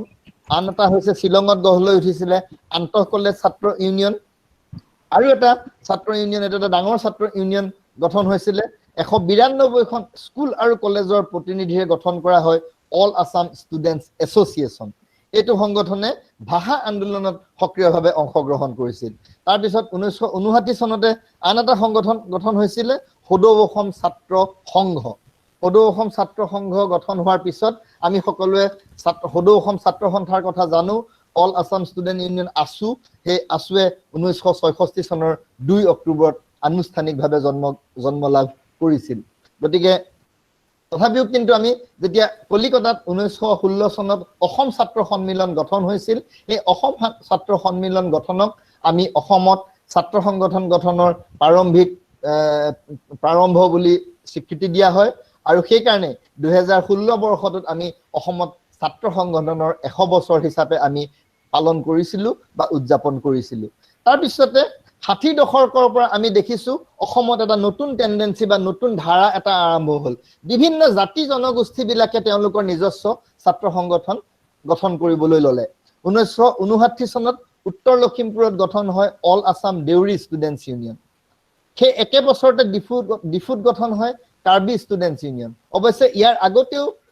কাৰ্বি ছাত্ৰসকলে গুৱাহাটীত এটা কাৰ্বি ছাত্ৰ সংগঠন গঠন কৰিছিল তাৰ পিছতে 1967 চনৰ ফেব্ৰুৱাৰী মাহত কোকৰাঝাৰত গঠন হয় all Bodo students union all Bodo students ইউনিয়নে তেওঁলোকে বড়ো আন্দোলনৰ ক্ষেত্ৰত তেওঁলোকে লোৱা ভূমিকাৰ কথা আমি সকলোৱে জানো সেইদৰে 1972 চনত গঠন হয় অল মিচিং ষ্টুডেন্টস ইউনিয়ন 1980 চনত গঠন হয় অল ৰাভা ষ্টুডেন্টস ইউনিয়ন 1987 চনত শিৱসাগৰত গঠন হয় সদৌ টাই আহোম ছাত্ৰ সন্থা 1997 চনত গঠন হয় সদৌ অসম ঠেঙাল কছাৰী ছাত্ৰ সন্থা, সেইদৰে প্ৰতিটো জাতি জনগোষ্ঠী কোচ ৰাজবংশী, মৰাণ, মটক, শৰণীয়া, কছাৰী, চাহ জনজাতি প্ৰায় সকলোবিলাক জনগোষ্ঠীৰে ছাত্ৰ সংগঠন আছে। আৰু এটা ছাত্ৰ সংগঠন আপোনালোকে মন কৰিব, ধৰ্মীয় আৰু ভাষিক সংখ্যালঘু ছাত্ৰ ইউনিয়ন, যিটো আমি আমচু বুলি কওঁ। গতিকে এই ছাত্ৰ সংগঠন বিলাক আছে আৰু কেইবাটাও ছাত্ৰ সংগঠনে আপোনালোকে দেখিব নিজ নিজ জাতি জনগোষ্ঠীৰ তেওঁলোকে অধিকাৰ সাব্যস্তকৰণ, তেওঁলোকৰ আৰ্থ সামাজিক অধিকাৰ সাব্যস্তকৰণ প্ৰাপ্য বিচাৰি তেওঁলোকে আন্দোলন কৰিছে। বহু সময়ত আমি দেখিছো যে সেপাৰেট ষ্টেট বিচাৰিও, এক বেলেগ পৃথক ৰাজ্য ডিমাণ্ড কৰিও, স্বায়ত্ত শাসন বিচাৰিও তেওঁলোকে আন্দোলন কৰিছে বা বিভিন্ন ধৰণে ছাত্ৰ আন্দোলন গঢ়ি তুলিছে। সেইদৰে প্ৰত্যেকটো আমি যদি চাওঁ ৰাজনৈতিক দলবিলাকেও একোটা তেওঁলোকৰ ছাত্ৰ সংগঠন, যাতে তেওঁলোকৰ ছাপৰ্ট বেছটো ছাত্ৰসকলৰ মাজলৈকে গুচি যায়। কাৰণ মই আগতেই কৈছো যে আমাৰ 18 বছৰ হৈছে আমাৰ ভাৰতৰ ভোটাধিকাৰ। গতিকে ছাত্ৰ শক্তি এটা বৃহৎ শক্তি, আৰু সেইকাৰণে ৰাজনৈতিক দলবিলাকে একোটা ছাত্ৰ সংগঠন গঠন কৰি তেওঁলোকে ছাত্ৰসকলক নিজা দলীয় আদৰ্শৰে তেওঁলোকে উদ্বুদ্ধ কৰি দলৰ অন্তৰ্ভুক্ত কৰিবলৈ বিচাৰে। সেইকাৰণে আমি দেখিব যে ভাৰতৰ প্ৰত্যেকটো ৰাজনৈতিক দলৰ একোটা ষ্টুডেণ্ট উইং থাকে বা একোটা ছাত্ৰৰ সংগঠন তেওঁলোকে থাকে। সেইদৰে অসমত আন এটা খুব গুৰুত্বপূৰ্ণ ছাত্ৰ সংগঠন হৈছে অসম জাতীয়তাবাদী যুৱ ছাত্ৰ পৰিষদ। আৰু শেহতীয়াভাৱে আমি দেখিছো কৃষক মুক্তি সংগ্ৰাম সমিতিৰ এটা ছাত্ৰ সংগঠন গঠন হৈছে, যিটো ছাত্ৰ মুক্তি অসম। গতিকে এইবিলাক ছাত্ৰ সংগঠনে আজিৰ তাৰিখতো তেওঁলোকে আচলতে বিভিন্ন আৰ্থ সামাজিক বিষয়ত, ৰাজনৈতিক বিষয়ত গুৰুত্বপূৰ্ণ ভূমিকা গ্ৰহণ কৰি আহিছে। আৰু যেতিয়া আমি স্বাধীনোত্তৰ কালত আমি মন কৰো, আজি যদি আপোনালোকে চাই স্বাধীনোত্তৰ কালত প্ৰত্যেকটো গুৰুত্বপূৰ্ণ আৰ্থ সামাজিক ৰাজনৈতিক বিষয়ত ছাত্ৰসকলে এক গুৰুত্বপূৰ্ণ বৈপ্লৱিক ভূমিকা গ্ৰহণ কৰি তেওঁলোকে ছাত্ৰ আন্দোলনৰ জৰিয়তে হওক একোটা বিশেষ বিষয়ত তেওঁলোকে নিৰ্ণায়ক ভূমিকা গ্ৰহণ কৰিছে বা গ্ৰহণ কৰিবলৈ সক্ষম হৈছে। আমি প্ৰথমতে উদাহৰণ দিব পাৰো যে অইল ৰিফাইনেৰী মুভমেণ্ট, আমাৰ তেল শোধনাগাৰ আন্দোলন। মই প্ৰত্যেকটো আন্দোলনৰ কথা বহলাই আলোচনা নকৰো, সময়ৰ কথা আছে। মোক 20 মিনিট সময় দিছিলে ডক্টৰ পংকজ বৰাই। গতিকে মই খুব চমুৱাই কৈছো যে আমাৰ oil producing Assam is a oil producing state, যে আমি তেল উৎপাদনকাৰী এখন ৰাজ্য, আৰু আমি তেলৰ ক্ষেত্ৰত আমাৰ যথেষ্ট উৎপাদনৰ আমি এক বিশেষ অংশ আমি অৰিহণা যোগাওঁ। কিন্তু গুৰুত্বপূৰ্ণভাৱে আপোনালোকে মন কৰিব যে শোধনাগাৰটো অসমত স্থাপন নকৰি কলিকতাত বা বেংগলত স্থাপন কৰিব বিচাৰিছিল। সেই সময়তে আমাৰ আন্দোলন হ'ল যে তেল শোধনাগাৰ অসমত স্থাপন কৰিব লাগে। প্ৰথম অৱস্থাত কেন্দ্ৰীয় চৰকাৰে গুৰুত্ব দিয়া নাছিল, কিন্তু যেতিয়া ছাত্ৰ সমাজ এই আন্দোলনত জঁপিয়াই পৰিল, অৱশেষত গৈ কেন্দ্ৰীয় চৰকাৰে আমাৰ ছাত্ৰ সমাজৰ দাবী বা অসমৰ দাবী মানি ল'বলৈ বাধ্য হ'ল, আৰু তেওঁলোকে গুৱাহাটীৰ নুনমাটিত তেওঁলোকে তেল শোধনাগাৰ প্ৰতিষ্ঠাৰ কাৰণে প্ৰস্তাৱ গ্ৰহণ কৰিবলৈ বাধ্য হ'ল। দ্বিতীয়টো ভাষা আন্দোলন, অফিচিয়েল লেংগুৱেজ এক্ট। মই কৈছোৱেই যে ভাষাৰ ক্ষেত্ৰত আমাৰ যিটো বঙলা ভাষাৰ যিটো আগ্ৰাসন হৈছিলে, যিটো আমাৰ ব্ৰিটিছসকলৰ কাৰণে হওক, যিটো চৰকাৰী কাম কাজত আমাৰ বঙলা ভাষাৰ প্ৰয়োভৰ বৃদ্ধি পাইছিলে, তাৰ বিৰুদ্ধে আমাৰ আন্দোলন হৈছিলে। আৰু সেই আন্দোলনত আমাৰ ছাত্ৰ সংগঠন বিলাক, অসম সাহিত্য সভা সকলোৱে যেতিয়া অংশগ্ৰহণ কৰিলে, বিশেষকৈ ছাত্ৰ সমাজে যেতিয়া অংশগ্ৰহণ কৰিলে, তেতিয়া আমাৰ আৰু এটা কথা ক'ব লাগিব যে ভাষাৰ ভিত্তিত যিটো ৰাজ্য পুনৰ গঠন আয়োগ হৈছিলে, ষ্টেট ৰিঅৰ্গেনাইজেশ্যন কমিশ্যন 1955ত, ভাষাৰ ভিত্তিত ৰাজ্য গঠন কৰিবলৈ যাওঁতে আমাৰ অসমীয়া ভাষাৰ ভিত্তিত অসমখন গঠন হ'ব লাগে বুলি যি আন্দোলন হ'ল, তাৰ ফলশ্ৰুতিত আমাৰ 1960 চনৰ অফিচিয়েল লেংগুৱেজ এক্টখন অসম এছেম্বলিত গ্ৰহণ কৰিবলৈ বাধ্য হ'ল। আৰু তাৰ পৰৱৰ্তী পৰ্যায়ত আমি সকলোৱে জানো যে এই ভাষা আন্দোলনৰ লগত কণ্টিনিউ হৈ পেলাই আন এটা আন্দোলন গঢ়ি উঠিছিল 1972 চনত। সেইটো হৈছে মিডিয়াম অফ ইনষ্ট্ৰাকশ্যন মুভমেণ্ট, যে কি ভাষাৰ মাধ্যমেৰে আমাৰ শিক্ষা দান কৰা হ'ব। কাৰণ সেই সময়ত আমাৰ গুৱাহাটী বিশ্ববিদ্যালয়ৰ অধীনত কলেজবিলাক আছিলে, বৰাক ভেলীত বেংগলী ভাষাত চলিছিলে, আৰু বঙলা ভাষাৰ এটা প্ৰয়োভৰ আছিলে। তাৰপিছত ত্ৰিভাষিক সূত্ৰটো আহিলে, আৰু আমাৰ ছাত্ৰ সংগঠন বিলাকে, বিশেষকৈ সদৌ অসম ছাত্ৰ সন্থাই এক গুৰুত্বপূৰ্ণ ভূমিকা গ্ৰহণ কৰি আমাৰ বিশ্ববিদ্যালয়ৰ পৰ্যায়ত উচ্চ শিক্ষাত অসমীয়া ভাষাৰ প্ৰৱৰ্তন বা অসমীয়া ভাষাৰ প্ৰচলন তেওঁলোকে কৰিবলৈ বাধ্য হ'ল। অৱশ্যে ইয়াত এটা কণ্ডিশ্যন থাকিলে যে কাছাৰ জিলাত বেংগলী ভাষাও ব্যৱহাৰ হ'ব পাৰিব, কাৰণ আমাৰ অফিচিয়েল লেংগুৱেজ এক্টখন যদি আপোনালোকে চাই, তেতিয়া দেখিব যে অসমীয়াক যদিও চৰকাৰী ভাষা হিচাপে স্বীকৃতি দিয়া হৈছিল প্ৰয়োজন সাপেক্ষে ইংৰাজী ব্যৱহাৰ কৰিবলৈ দিয়া হৈছিল আৰু কাছাৰ অৰ্থাৎ বৰাক ভেলীত আমাৰ বেংগলী ভাষা ব্যৱহাৰ কৰাৰ অনুমতি প্ৰদান কৰা হৈছিল আৰু সেই সূত্ৰে instruction of medium of instruction ভাষাৰ কি মাধ্যমত শিক্ষা দান কৰা হ'ব সেই পাঠ্যক্ৰম আমাৰ চলোৱা হ'ব সেই ক্ষেত্ৰত আমাৰ অসমীয়া ভাষাক মান্যতা প্ৰদান কৰিলে এই ছাত্ৰ বিশেষকৈ সদৌ অসম ছাত্ৰ সন্থাই অসম সাহিত্য সভাই এই ক্ষেত্ৰত খুব গুৰুত্বপূৰ্ণ ভূমিকা গ্ৰহণ কৰিছিল আৰু ত্ৰিভাষিক সূত্ৰ তেওঁলোকে প্ৰৱৰ্তনত তেওঁলোকে সফলতা লাভ কৰিছিল তাৰ পিছতে আহিছিল ফুড ক্ৰাইচিছ মুভমেন্ট আমাৰ খাদ্য সংকটৰ যেটো আন্দোলন এটো 1964 চনৰ পৰা 1967 চনলৈকে হৈছিল এটো আসলতে এটা ভুল ৰিপৰ্ট ষ্টেটিষ্টিকেল ডিপাৰ্টমেন্টে এটা ভুল ৰিপৰ্ট দিছিলে এটা কথা মই কবই লাগিব যে ভাৰতবৰ্ষৰ অন্যান্য ৰাজ্যৰ তুলনাত আমাৰ অসমৰ খাদ্য উৎপাদনৰ হাৰটো যথেষ্ট কম গতিকে আমাৰ অসমখন সদায় কেন্দ্ৰই যোগান ধৰা খাদ্য সামগ্ৰীৰ ওপৰত আমি নিৰ্ভৰশীল কিন্তু 1964 চনত কি হল এটা ৰং 1966 চনত 1966 ত আসাম ষ্টেটিষ্টিকেল ডিপাৰ্টমেন্ট এটা ৰং ৰিপৰ্ট এটা ভুল ৰিপৰ্ট কেন্দ্ৰক দাখিল কৰিলে যে আমাৰ লাৰ্জ নাম্বাৰ অফ আমাৰ মানে অসমত এটা বৃহৎ সংখ্যক আমাৰ বৃহৎ পৰিমাণৰ আমাৰ খাদ্য সামগ্ৰী মজুদ আছে আমি উৎপাদন কৰিছো গতিকে আমাৰ খাদ্যৰ আমাৰ নাটনি নহয় আৰু সেই কাৰণে চেন্ট্ৰেল গভৰ্ণমেন্টে আমাৰ অসমলৈ দিবলগীয়া খাদ্য সামগ্ৰী বিলাক বেলেগ ৰাজ্যলৈ যোগান ধৰি দিলে যেটো কাৰণে আমাৰ অসমত যথেষ্ট খাদ্য নাটনি হৈছিল তাৰ উপৰি কি হৈছিল সেই সময়ত অসমত ফ্লাড আহিছিল ফ্লাড হোৱাৰ কাৰণে বানপানী হোৱাৰ কাৰণে আমাৰ খাদ্য শস্য কম উৎপাদন হৈছিল তাৰ পিছতে আমাৰ ডিপাৰ্টমেন্ট বিলাকৰ মাজত আসলে যেটো সমন্বয় থাকিব লাগিছিল there was lack of coordination between various departments like flood control agriculture supply cooperative এই ডিপাৰ্টমেন্টৰ মাজত যেটো আমি বিচৰা ধৰণে যেটো সমন্বয় থাকিব লাগিছিল নাথাকিছিল তাৰ পিছতে এই ব্যৱস্থাটো যেতিয়া খাদ্য সংকট হল তেতিয়া আসুৰ এডহক কমিটিখন আছিল আসুৰ তেতিয়া তদৰ্থ সমিতি আছিল আসুৱে খুব গুৰুত্বপূৰ্ণ ভূমিকা গ্ৰহণ কৰিলে আৰু তেওঁলোকে তাৰ লগতে আমাৰ আসাম ষ্টুডেন্ট ফেডাৰেচনেও অসম ছাত্ৰ ফেডাৰেচনেও কিন্তু এটো এজিটেশনটো বা আন্দোলনটো কৰিছিল যেটো কাৰণে গভৰ্ণমেন্টে নিউ পলিচি ল'বলৈ বাধ্য হৈছিল কাৰণ খাদ্য সংকট যেতিয়া হল ব্ল্যাক মাৰ্কেটিয়াৰ্স বিলাকে খাদ্যৰ নাটনিৰ কাৰণে খাদ্যৰ মানে দাম বৃদ্ধি কৰিলে এতিয়া যেনেকৈ আমাৰ লকডাউনৰ পিৰিয়ডত খাদ্যৰ দাম বৃদ্ধি কৰি দিছে আমাৰ কিছুমান কলা ব্যৱসায়ীয়ে ঠিক তেনেদৰে সেই সময়ত কলা ব্যৱসায়ী পৰিভৰ বৃদ্ধি পাইছিল আৰু তেওঁলোকে খাদ্য বস্তুৰ দাম বৃদ্ধি কৰিছিল তেতিয়া ছাত্ৰ সমাজ জপিয়াই পৰিছিল আৰু central গভৰ্ণমেন্টে they had to enact new policy and laws to control black marketeers and they formulated new policy for supplying food grains to the state of Assam গতিকে এই ক্ষেত্ৰতো কিন্তু ছাত্ৰ সমাজে এক নিৰ্ণায়ক ভূমিকা লৈছিল আৰু তাৰ পিছত আটাইতকৈ গুৰুত্বপূৰ্ণ সময়ছোৱা আহিলে আমাৰ 1979 পৰা 1985 আমাৰ 1979 চনৰ পৰা 1985 চন সদৌ অসম ছাত্ৰ সন্থাৰ নেতৃত্বত অসম গণ সংগ্ৰাম পৰিষদ আৰু অন্যান্য সংগঠন বিলাকে এখন সবছৰীয়া আন্দোলনৰ সূচনা কৰিবলগীয়া হল বিদেশী বহিষ্কাৰৰ কাৰণে মই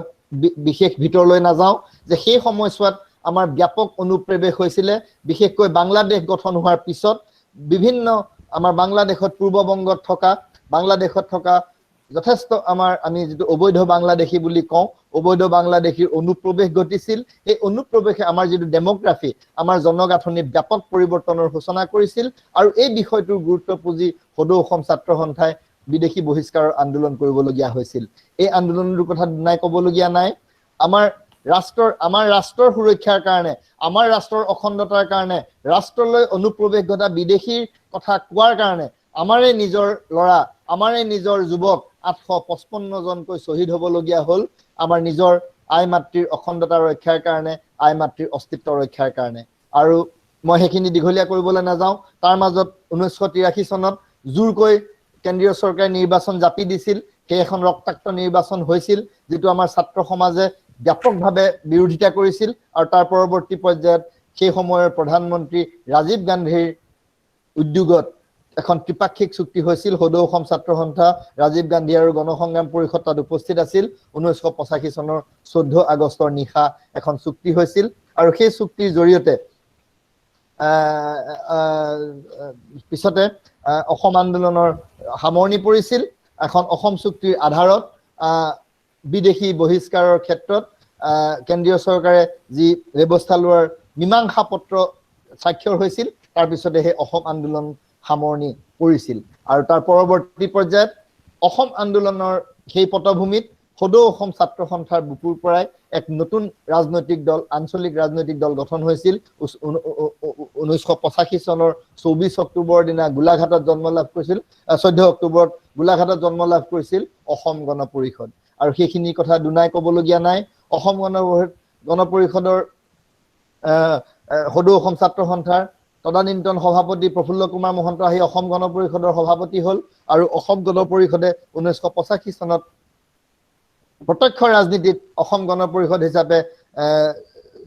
নিৰ্বাচনত প্ৰতিদ্বন্দ্বিতা কৰি 1985 চনত তেওঁলোকে ক্ষমতা দখল কৰিবলৈ বা ক্ষমতাত অধিষ্ঠিত হ'বলৈ সক্ষম হ'ল তাৰ পিছত 1990 চনলৈকে এটা টাৰ্ম তেওঁলোকে চলালে তাৰ পিছত আলফা সমস্যাৰ যেতিয়া উদ্ভৱ হ'ল তেতিয়া অসমত ৰাষ্ট্ৰপতি শাসন প্ৰৱৰ্তন হ'ল অপাৰেশ্যন বজৰং ঘোষণা কৰা হ'ল নতুনকৈ নিৰ্বাচন হ'ল 1991 চনত কিন্তু কংগ্ৰেছ পাৱাৰলৈ আহে তাৰ কিন্তু পৰৱৰ্তী পৰ্যায়ত পুনৰ 1996 চনত অসম গণ পৰিষদ পাৱাৰলৈ আহে আৰু 1996 চনৰ পৰা 2001 চনলৈকে পুনৰ অসম গণ পৰিষদ দলে অসমৰ শাসন তেওঁলোকে চলায় এয়া হৈছে সদৌ অসম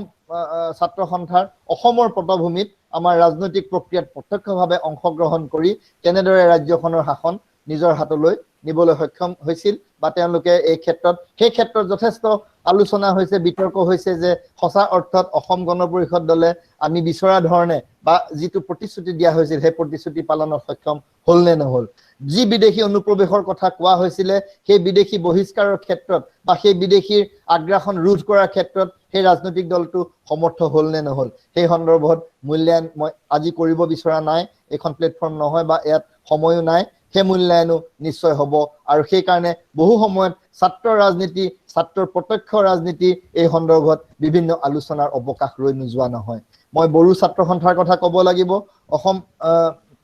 অল বড়ো ষ্টুডেণ্ট ইউনিয়নে তেওঁলোকে 1986 বিশেষকৈ যেতিয়াৰ পৰা অসম চুক্তি হ'ল অসম চুক্তিৰ আধাৰত যেতিয়া অসমত এটা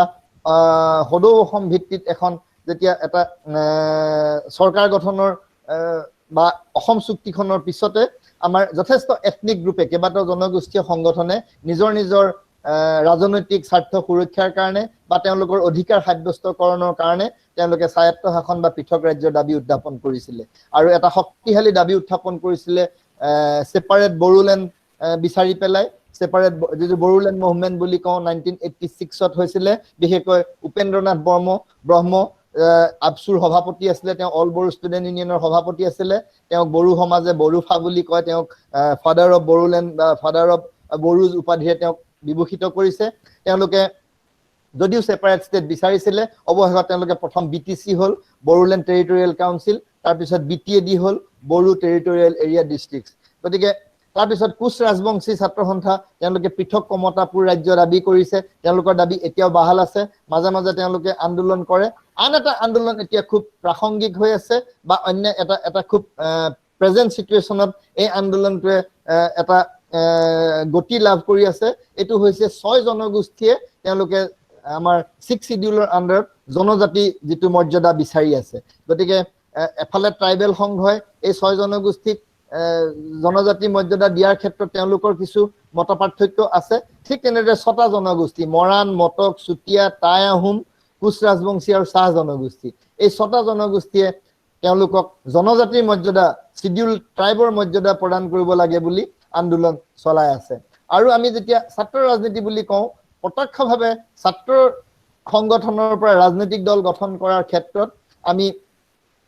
ছাত্ৰ সন্থাক দেখিছো এতিয়া হেহতিয়াভাৱে আবসুৰ পৰা আমাৰ আবসুৰ সভাপতি প্ৰমোদ বড়ুৱে এটা ৰাজনৈতিক দল নতুনকৈ BTAD গঠন কৰিছে তাৰোপৰি কিন্তু বিভিন্ন ছাত্ৰ সংগঠনৰ পৰা এটা নিৰ্ধাৰিত সময়ত বিভিন্ন ছাত্ৰ নেতা ওলাই আহি অন্যান্য ৰাজনৈতিক দলত অংশগ্ৰহণ কৰিছে সেয়া ৰাজনৈতিক দলেই হওক বা ৰাষ্ট্ৰীয় দলেই হওক বহু সময়ত তেওঁলোকৰ এই যেটো পদক্ষেপ বিভিন্ন ধৰণে আলোচিত হৈছে সমালোচিত হৈছে কিন্তু যেতিয়া এটা ছাত্ৰ সংগঠন মই আগতেই কৈছো ছাত্ৰ সংগঠন তিনটা বিশেষ ধাৰণাৰ মাজেৰে পৰিচালিত হয় এটা হৈছে ছাত্ৰ শক্তি আনটো হৈছে ছাত্ৰ সংগঠনৰ যেটো অৰাজনৈতিক চৰিত্ৰ আৰু আনটো তৃতীয়টো হৈছে ছাত্ৰ অধ্যয়নৰ লগত সংগ্ৰামৰ যিটো সামঞ্জস্য কিন্তু যেতিয়াই এজন ছাত্ৰই তেওঁলোকে ছাত্ৰ জীৱন পৰিহাৰ কৰি তেওঁ ছাত্ৰ সংগঠনৰ মজিয়াখন ত্যাগ কৰি এটা ৰাজনৈতিক দলত ৰাষ্ট্ৰীয় হওক বা আঞ্চলিক ৰাজনৈতিক দলত যেতিয়া তেওঁ যোগদান কৰে তেতিয়া তেওঁ সেই ৰাজনৈতিক দলটোৰ নীতি আদৰ্শ সেই ৰাজনৈতিক দলটোৰ সংবিধান মানি পেলাই তেওঁ কাৰ্যপন্থা গ্ৰহণ কৰিবলৈ বাধ্য হয় এয়া আমি আপাতত দৃষ্টিত সাধাৰণ দৃষ্টিত কেতিয়াবা আমি সমালোচনাত্মক দৃষ্টিভংগীৰে চাওঁ কিন্তু তেওঁ সেই দলটোৰ সদস্য হিচাপে সেই দলটোত যোগদান কৰা এজন কৰ্মী হিচাপে নেতা হিচাপে তেওঁ সেই দলটোৰ নীতি নিৰ্দেশনা নীতি আদৰ্শ আৰু সংবিধান মানি চলিবলৈ বাধ্য গতিকে কৰবাত হয়তো আলোচনা সমালোচনাৰ অৱকাশ আছে কিন্তু ছাত্ৰ ৰাজনীতিয়ে বা ছাত্ৰ সংগঠনৰ মজিয়াৰ পৰা যোৱা কোনো ব্যক্তিগত ছাত্ৰ নেতাই আঞ্চলিক বা ৰাষ্ট্ৰীয় ৰাজনৈতিক দলত অংশগ্ৰহণ কৰি আমাৰ ৰাজনৈতিক প্ৰেক্ষাপটত তেওঁলোকে যথেষ্ট বলিষ্ঠ ভূমিকা লোৱাৰ নিশ্চয়কৈ সুযোগ আৰু সুবিধা আছে গতিকে এই ক্ষেত্ৰত যেতিয়া আমি চাওঁ যে প্ৰত্যেকটো যেতিয়া আমি ছাত্ৰ সংগঠনৰ ইতিহাস ছাত্ৰসকলে কৰা বিভিন্ন বিষয়ৰ ক্ষেত্ৰত তেওঁলোকে কৰা সংগ্ৰামৰ যেতিয়া ইতিহাস আমি অধ্যয়ন কৰোঁ তেতিয়াহ'লে আমি দুটা বস্তুক আমি স্বীকৃতি প্ৰদান কৰিব লাগিব এটা হৈছে ছাত্ৰ সমাজৰ ঐক্যবদ্ধ শক্তি আৰু আনটো হৈছে ছাত্ৰ শক্তিৰ অৰাজনৈতিক চৰিত্ৰ গতিকে এই দুটা বৈশিষ্ট্যই সদায় ছাত্ৰ ৰাজনীতিক এটা সুকীয়া মৰ্যাদা সুকীয়া বিশিষ্টতা প্ৰদান কৰি আহিছে মই ভাবিম যে আমাৰ অনাগত দিনবিলাকতো আমি আশা কৰিম যে ছাত্ৰ সমাজে তেওঁলোকৰ অধ্যয়ন পুষ্ট মনেৰে অসমৰ বা দেশৰ আমাৰ যিটো অগ্ৰগতি আৰ্থ সামাজিক আৰু ৰাজনৈতিক অগ্ৰগতিৰ দিশত উন্নয়নৰ দিশত ছাত্ৰসকলে প্ৰতি মুহূৰ্ততে একোটা গঠনমূলক তেওঁলোকে বা এটা সন্তুলিত নীতিৰে তেওঁলোকে একোটা গুৰুত্বপূৰ্ণ অৰিহণা যোগাবলৈ সক্ষম হ'ব সেয়া সক্ৰিয় ৰাজনীতিত অংশগ্ৰহণৰ জৰিয়তে হওক প্ৰত্যক্ষ অথবা পৰোক্ষভাৱে হওক যেনেকেই নহওক লাগিলে ছাত্ৰ সমাজে ৰাজনৈতিক আৰ্থ সামাজিক বিষয়বোৰত নিজকে জড়িত কৰি তেওঁলোকৰ যি মত তেওঁলোকৰ যি মন্তব্য তেওঁলোকৰ যি বক্তব্য তেওঁলোকৰ যি ইচ্ছা আকাংক্ষা তেওঁলোকে সেই অধিকাৰ সাব্যস্ত কৰাৰ প্ৰয়োজনীয়তা আছে মই এইখিনিকেই কৈছো পৰৱৰ্তী সময়ত আমাৰ আলোচক আছে বিজয় কৃষ্ণ বৰা অধ্যাপক আমি যদি কিবা মোৰ ইয়াত যদি কিবা হিন্দেৰিত ৰৈ গৈছে কিবা যদি মই আৰু অধিক কিবা ক'বলগীয়া আছে মই নিশ্চয়কৈ ক'ম এইখিনিতে মই মোৰ মূল বক্তব্যৰ সামৰণি মাৰিছো ধন্যবাদ মহন্ত ডাঙৰীয়া আপুনি ছাত্ৰ সংগঠনৰ ইতিহাসৰ পৰা আৰম্ভ কৰি বৰ্তমানলৈকে গোটেই পৰিক্ৰমাটো বৰ্ণনা কৰিছে ঊনবিংশ শতিকাৰ শেষৰ ফালত কেনেকৈ কলকাতাত অসমৰ ছাত্ৰ সংগঠনৰ জন্ম হৈছিল বিংশ শতিকাৰ মাজভাগত কিদৰে ছাত্ৰ সংগঠনৰ সংখ্যা বৃদ্ধি হৈছিল বিশেষকৈ জনজাতীয় সংগঠনসমূহৰ সৃষ্টিৰ ফলত কিদৰে ছাত্ৰ সংগঠনৰ সংখ্যা বাঢ়িছিল তেওঁলোকে কিদৰে ৰাজনৈতিক কাম কাজত অংশগ্ৰহণ কৰিছে তাৰ বিষয়ে কৈছে আৰু সাম্প্ৰতিক সময়তো ছাত্ৰ সংগঠনসমূহে ৰাজনীতিত কেনেধৰণে ভূমিকা পালন কৰি আহিছে তাৰ বিষয়ে কৈছে মই ভাবিছো ছাত্ৰ ছাত্ৰীসকলে আপোনাৰ এই বক্তব্যৰ পৰা উপকৃত হৈছে দুই এটা প্ৰশ্ন আমি পাইছো সেই প্ৰশ্নখিনি আমি পাছলৈ আলোচনা কৰিম মই এতিয়া আমাৰ নিমন্ত্ৰিত আলোচক বিজয় কৃষ্ণ বৰাদেৱক নিজৰ বক্তব্য ৰাখিবৰ বাবে নিজৰ আলোচনা আগবঢ়াবৰ বাবে অনুৰোধ জনাইছো বিজয় দা শুনা পাইছে আপুনি মিউট হৈ আছে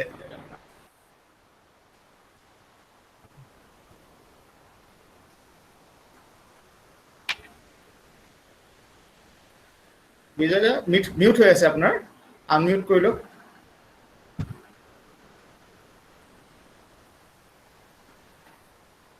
নাই হা চাউণ্ড অহা নাই আপোনাৰ মিউট হৈ আছে মিউট হৈ আছে আপোনাৰ আনমিউট কৰি লওক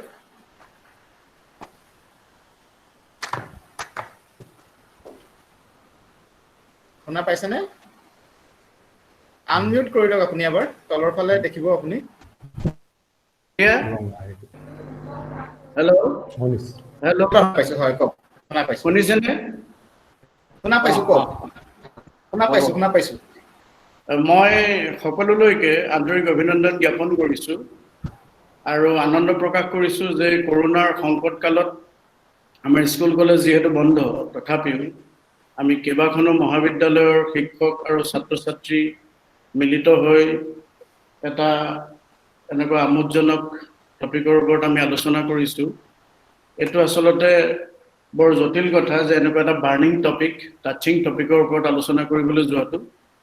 আমাৰ অধ্যক্ষ মহোদয় আৰু মোৰ জ্যেষ্ঠ ভাতৃপ্ৰতিম ডক্টৰ সব্যসাচী মহন্ত ডাঙৰীয়াই পূৰ্বতে কৈ গৈছে যে যিহেতু আমি ৰাজনীতি বিজ্ঞানৰ ছাত্ৰ আৰু এই বিষয়টো নিৰপেক্ষভাৱে আৰু আমাৰ অধ্যয়নৰ উদ্দেশ্যে আমি ইয়াৰ ওপৰত আলোকপাত কৰোঁ আৰু ইয়াৰ বাহিৰে আমাৰ কোনো মনোভাৱ নাই তেখেতে বৰ সুন্দৰকৈ ইয়াৰ ছাত্ৰ ৰাজনীতিৰ গোটেই ইতিহাসটো বিশেষকৈ আমাৰ উঠি অহা ছাত্ৰ ছাত্ৰীসকলে বুজিব পৰাকৈ তেখেতে দাঙি ধৰিলে মোৰ ভাল লাগিল মই তেখেতলৈ ধন্যবাদ জনাইছোঁ আমি একেখিনি কথাকে ৰিপিট নকৰোঁ আমি যত্ন কৰিম খুব চুটিকৈ যিহেতু আমাৰ সময় কমি আহিছে মই মূল কথাকেইটা মোৰ দৃষ্টিৰে মই হাইলাইট কৰিম জাষ্ট প্ৰথম কথাটো হ'ল যে এটা অতীজতে ধাৰণা আছিল আজিৰ পৰা 15-20 বছৰ আগত বা তাৰ আগতেই যে ছাত্ৰ ছাত্ৰীসকলে অধ্যয়ন কৰিব লাগে আৰু নাকৰ পোনে পোনে তেওঁলোকে আগবাঢ়ি গৈ সেই লাইনত তেওঁলোকে আগবাঢ়ি যোৱা উচিত কোনো কাৰণত তেওঁলোক প্ৰত্যক্ষ বা পৰোক্ষভাৱে ৰাজনীতিৰ অংশীদাৰ হ'ব নালাগে কিন্তু পৰিৱৰ্তিত পৰিস্থিতিৰ পৰিপ্ৰেক্ষিতত ছাত্ৰ ছাত্ৰীৰ ৰাজনীতিত অংশগ্ৰহণটো বৰ জৰুৰী হৈ পৰিল আৰু সেইটো এটা অৰ্থত অৱশ্যভাম্বী হৈ পৰিছে গতিকে এতিয়া ৰাজনীতিৰ পৰা ছাত্ৰসকলক আঁতৰাই ৰখাটো সম্ভৱ নহয় স্কুল কলেজৰ পৰা আৰম্ভ কৰি বিশ্ববিদ্যালয়লৈকে কিন্তু ইয়াত মূল কথাটো হৈছে যে ছাত্ৰ ছাত্ৰীসকলে শিক্ষা গ্ৰহণ কৰি থকা অৱস্থাত দেশৰ চলিত ৰাজনীতিৰ প্ৰতি তেওঁলোকৰ যিটো অনীহা মনোভাৱ জাগে সেইটো চাই আৰু সেইটো তেওঁলোকে তিতি পৰি পৰৱৰ্তী সময়ত তেওঁলোক যেতিয়া ছাত্ৰ নেতা হয়গৈ তেখেতসকলে ৰাজনীতিত কেনেকুৱা ধৰণৰ ভূমিকা পালন কৰে আৰু তেওঁলোকৰ উদ্দেশ্য কেনেকুৱা হয় মই বিষয়টোৰ লগত সংগতি ৰাখি মই পোৱা কেইটামান মনোভাৱ ব্যক্ত কৰিব খুজিছোঁ প্ৰথম কথা হ'ল আমি যদি অসমৰ ৰাজনীতিৰ কথা কওঁ আৰু আমি যেতিয়াৰ পৰা অসমত ছাত্ৰ ৰাজনীতিৰ জোৱাৰ আহিছে 1985 চনৰ পৰা আমি দেখিছোঁ যে অসম গণ পৰিষদকে প্ৰমুখ্য কৰি বিশেষকৈ অসম গণ পৰিষদৰ আৰু NSU বা অন্যান্য ছাত্ৰ সংগঠনসমূহৰ প্ৰভাৱশালী ছাত্ৰ নেতা কিছুমান অসমৰ ৰাজনীতিত তেওঁলোকে বিশেষভাৱে প্ৰভাৱ বিস্তাৰ কৰিবলৈ সক্ষম হৈছে আজি পৰ্যন্ত মই কেইজনমান নেতাৰ প্ৰয়োজন সাপেক্ষে নাম উল্লেখ কৰি দিছোঁ প্ৰফুল্ল মহন্ত অতুল বৰা বৃন্দাবন গোস্বামী এসময়ৰ চন্দ্ৰমোহন পাটোৱাৰী সৰ্বানন্দ সোণোৱাল হিমন্ত বিশ্ব শৰ্মা তপন গগৈ ঋতুপৰ্ণ বৰুৱা আৰু অন্যান্য আপোনালোকে যিমানবিলাক নাম জানে এই সকলো মূলতঃ ছাত্ৰ ৰাজনীতিৰ পৰাই তেওঁলোক ওলাই অহা অসমৰ সেই ছাত্ৰ সংগঠনসমূহ যিসকলে অসমৰ ৰাজনীতিত প্ৰভাৱগোষ্ঠী হিচাপে হওক ছাত্ৰ সংগঠন হিচাপে হওক অসমৰ জ্বলন্ত সমস্যাসমূহৰ সমাধানৰ বাবে যিসকলে যোৱা 3-4টা দশকত কাম কৰি আহিছে সদৌ অসম ছাত্ৰ সন্থা অসম জাতীয়তাবাদী যুৱ ছাত্ৰ পৰিষদ আমাৰ কৃষক মুক্তিৰ যিটো ছাত্ৰ মুক্তি অনুষ্ঠান আছে আৰু অন্যান্য অজস্ৰ আজিকালি ছাত্ৰ সংগঠনৰ জন্ম হৈছে যিবিলাকৰ কম বেছি পৰিমাণে ইতিহাস আছে এই গোটেই ছাত্ৰ সংগঠনসমূহে যিবিলাক জ্বলন্ত বিষয় অসমৰ সেইবিলাক চৰকাৰৰ আগত প্ৰতিবাৰে দাঙি ধৰি আহিছে সেই গোটেই বিষয়বিলাক আজি 30-35 বছৰ আগৰ পৰা প্ৰায় একে ধৰণৰে আছে আৰু কিছুমান বিষয় অকণমান বাঢ়িছে মই ক'ব খোজা কথাটো হৈছে যে অসমৰ যিবিলাক মূল বিষয় যিবিলাক ৰাজনীতিৰ আওতাত পৰে আৰু একমাত্ৰ ৰাজনৈতিক কৰ্তৃপক্ষই ৰাজনৈতিক সিদ্ধান্ত নীতি প্ৰণয়নৰ জৰিয়তে সেই সমস্যাবিলাক সমাধান কৰি সমাজলৈ শান্তি সমৃদ্ধি আৰু প্ৰগতি আনিব পাৰে সেই সমস্যাবিলাক সমাধানৰ বাবে অতীজৰ ছাত্ৰ নেতাসকলে বৰ্তমানৰ নেতাসকলে ছাত্ৰ নেতাসকলে আৰু অদূৰ ভৱিষ্যতে উঠি অহা নৱপ্ৰজন্মৰ ছাত্ৰ নেতাসকলে কেনেকুৱা ধৰণৰ দৃষ্টিভংগী গ্ৰহণ কৰিছিল কৰি আছে আৰু কৰিব মই ঠাউকতে ক'ব খুজিছোঁ আমি যদি এই মুহূৰ্তত অসমৰ সমস্যা কিছুমানৰ কথা কওঁ বিদেশী যিটো সমস্যা সেইটো তেতিয়াৰ পৰা বিদেশী বহিষ্কাৰ আন্দোলনৰ পৰা আজি ডেটলৈকে প্ৰায় একে আছে আমি যদি অসমৰ কৃষি সমস্যাৰ কথা কওঁ কৃষকৰ সমস্যা আমি যদি অসমৰ উন্নয়নৰ কথা কওঁ, আমি যদি অসমৰ কৃষকৰ বা কৃষি ক্ষেত্ৰৰ উৎপাদন বৃদ্ধিৰ কথা কওঁ, বান সমস্যাৰ কথা কওঁ, আমি যদি যাতায়াতৰ উন্নয়নৰ কথা কওঁ, আমি যদি অসমৰ নিবনুৱা সমস্যাৰ সমাধানৰ কথা কওঁ,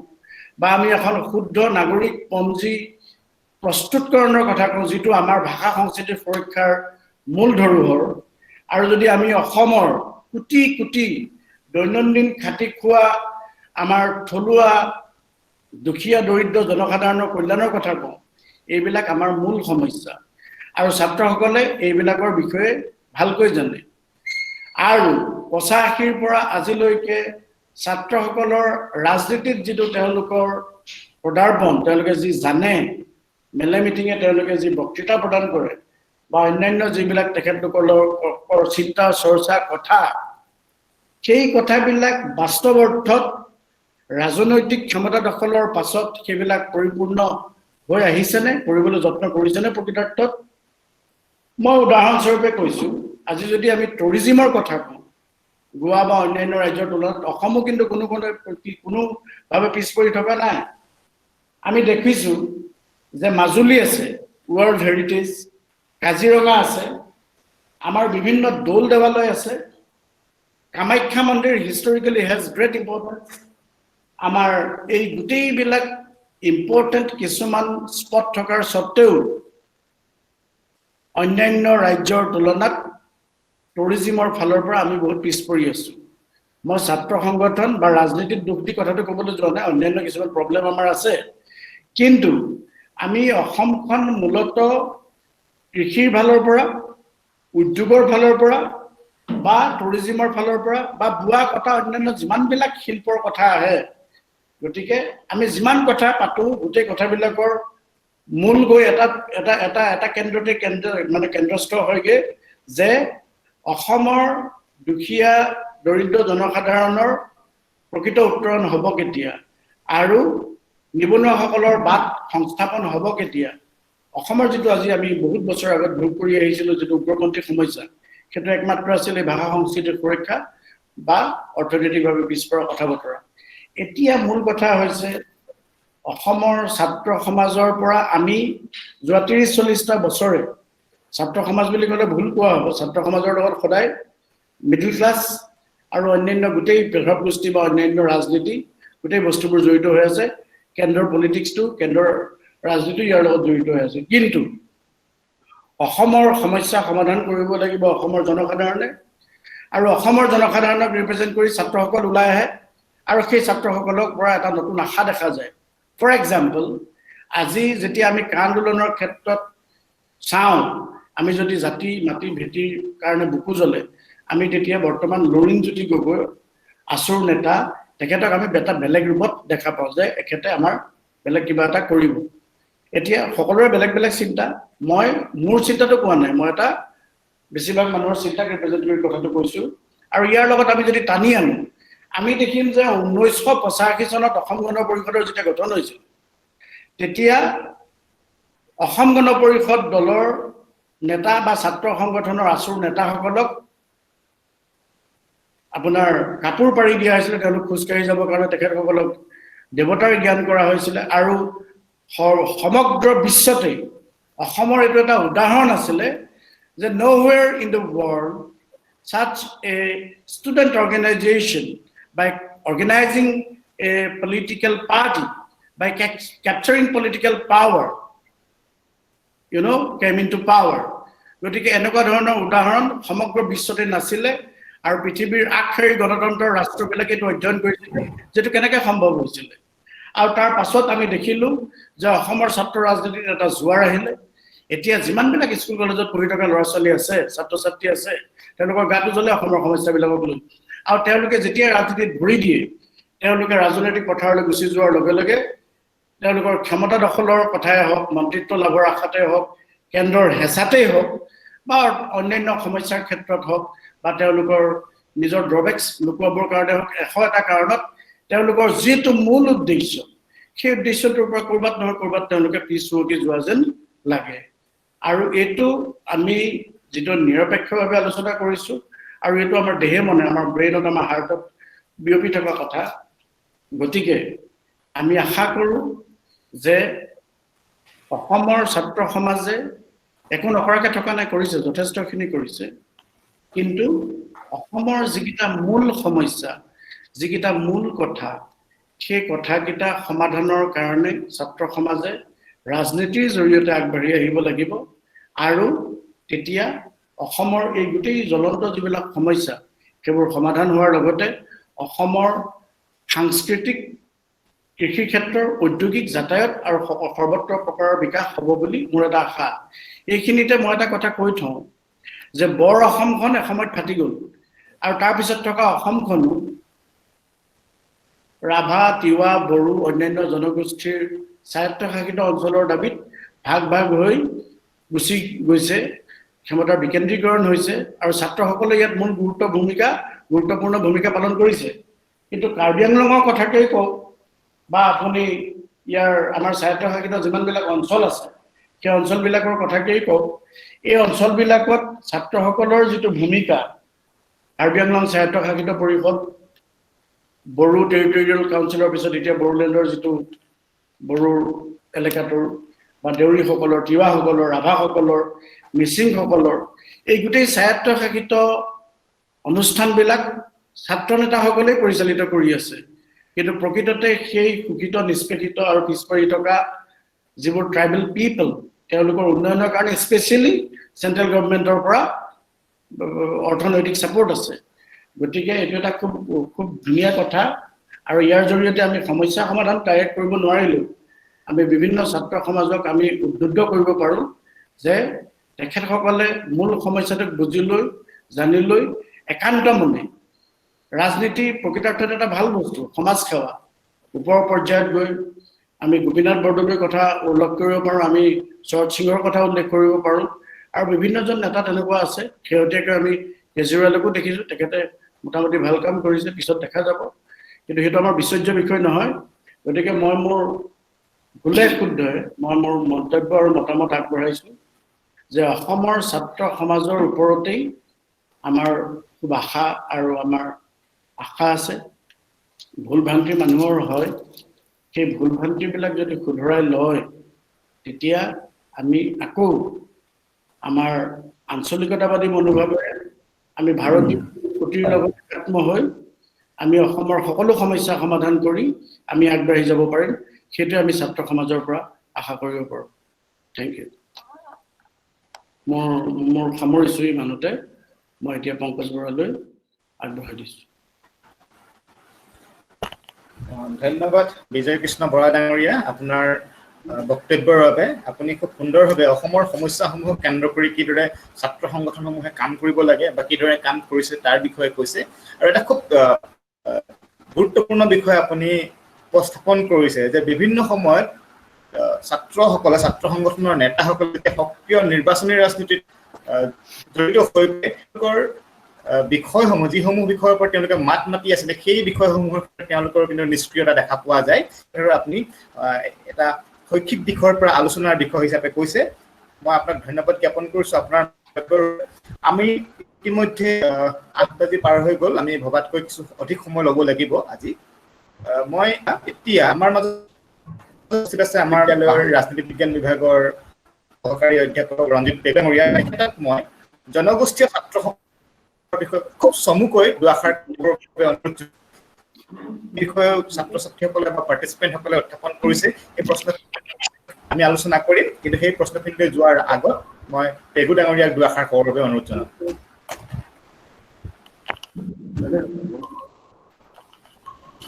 আচ্ছা, ধন্যবাদ পংকজ। শুনিছানে মোৰ ভইচটো? শুনা পাইছোঁ পংকজ। শুনা পাইছোঁ। আচ্ছা, ধন্যবাদ। সকলোকে শুভ সন্ধিয়া জনাইছোঁ। মোৰ শ্ৰদ্ধাৰ মহন্ত ছাৰ, বৰা ছাৰ আৰু আলোচক পংকজ বৰা, আৰু মই উপস্থিত থকা দেখিছোঁ মোৰ সহকৰ্মী কেইবাজনকো। তাৰোপৰি আজিৰ আমাৰ এই আলোচনা চক্ৰত উপস্থিত থকা মোৰ মৰমৰ ছাত্ৰ ছাত্ৰীসকল আজিৰ আলোচনাত খুব ভাল লাগিছে। আজি মই প্ৰথম ইয়াত জইন কৰিছোঁ। আগৰবাৰ মই বিশেষ মোৰ এখন চেমিনাৰ থকাৰ বাবে মই সময়মতে উপস্থিত থাকিব পৰা নাছিলোঁ। গতিকে যি কি নহওক, আজি দ্বিতীয় লানি আলোচনাত মই নিজেও এজন অংশগ্ৰহণকাৰী বা আলোচনাৰ মাধ্যমেদি মই দুটা কথা শিকিব পাৰিছোঁ। পংকজ বৰাই মোক এটা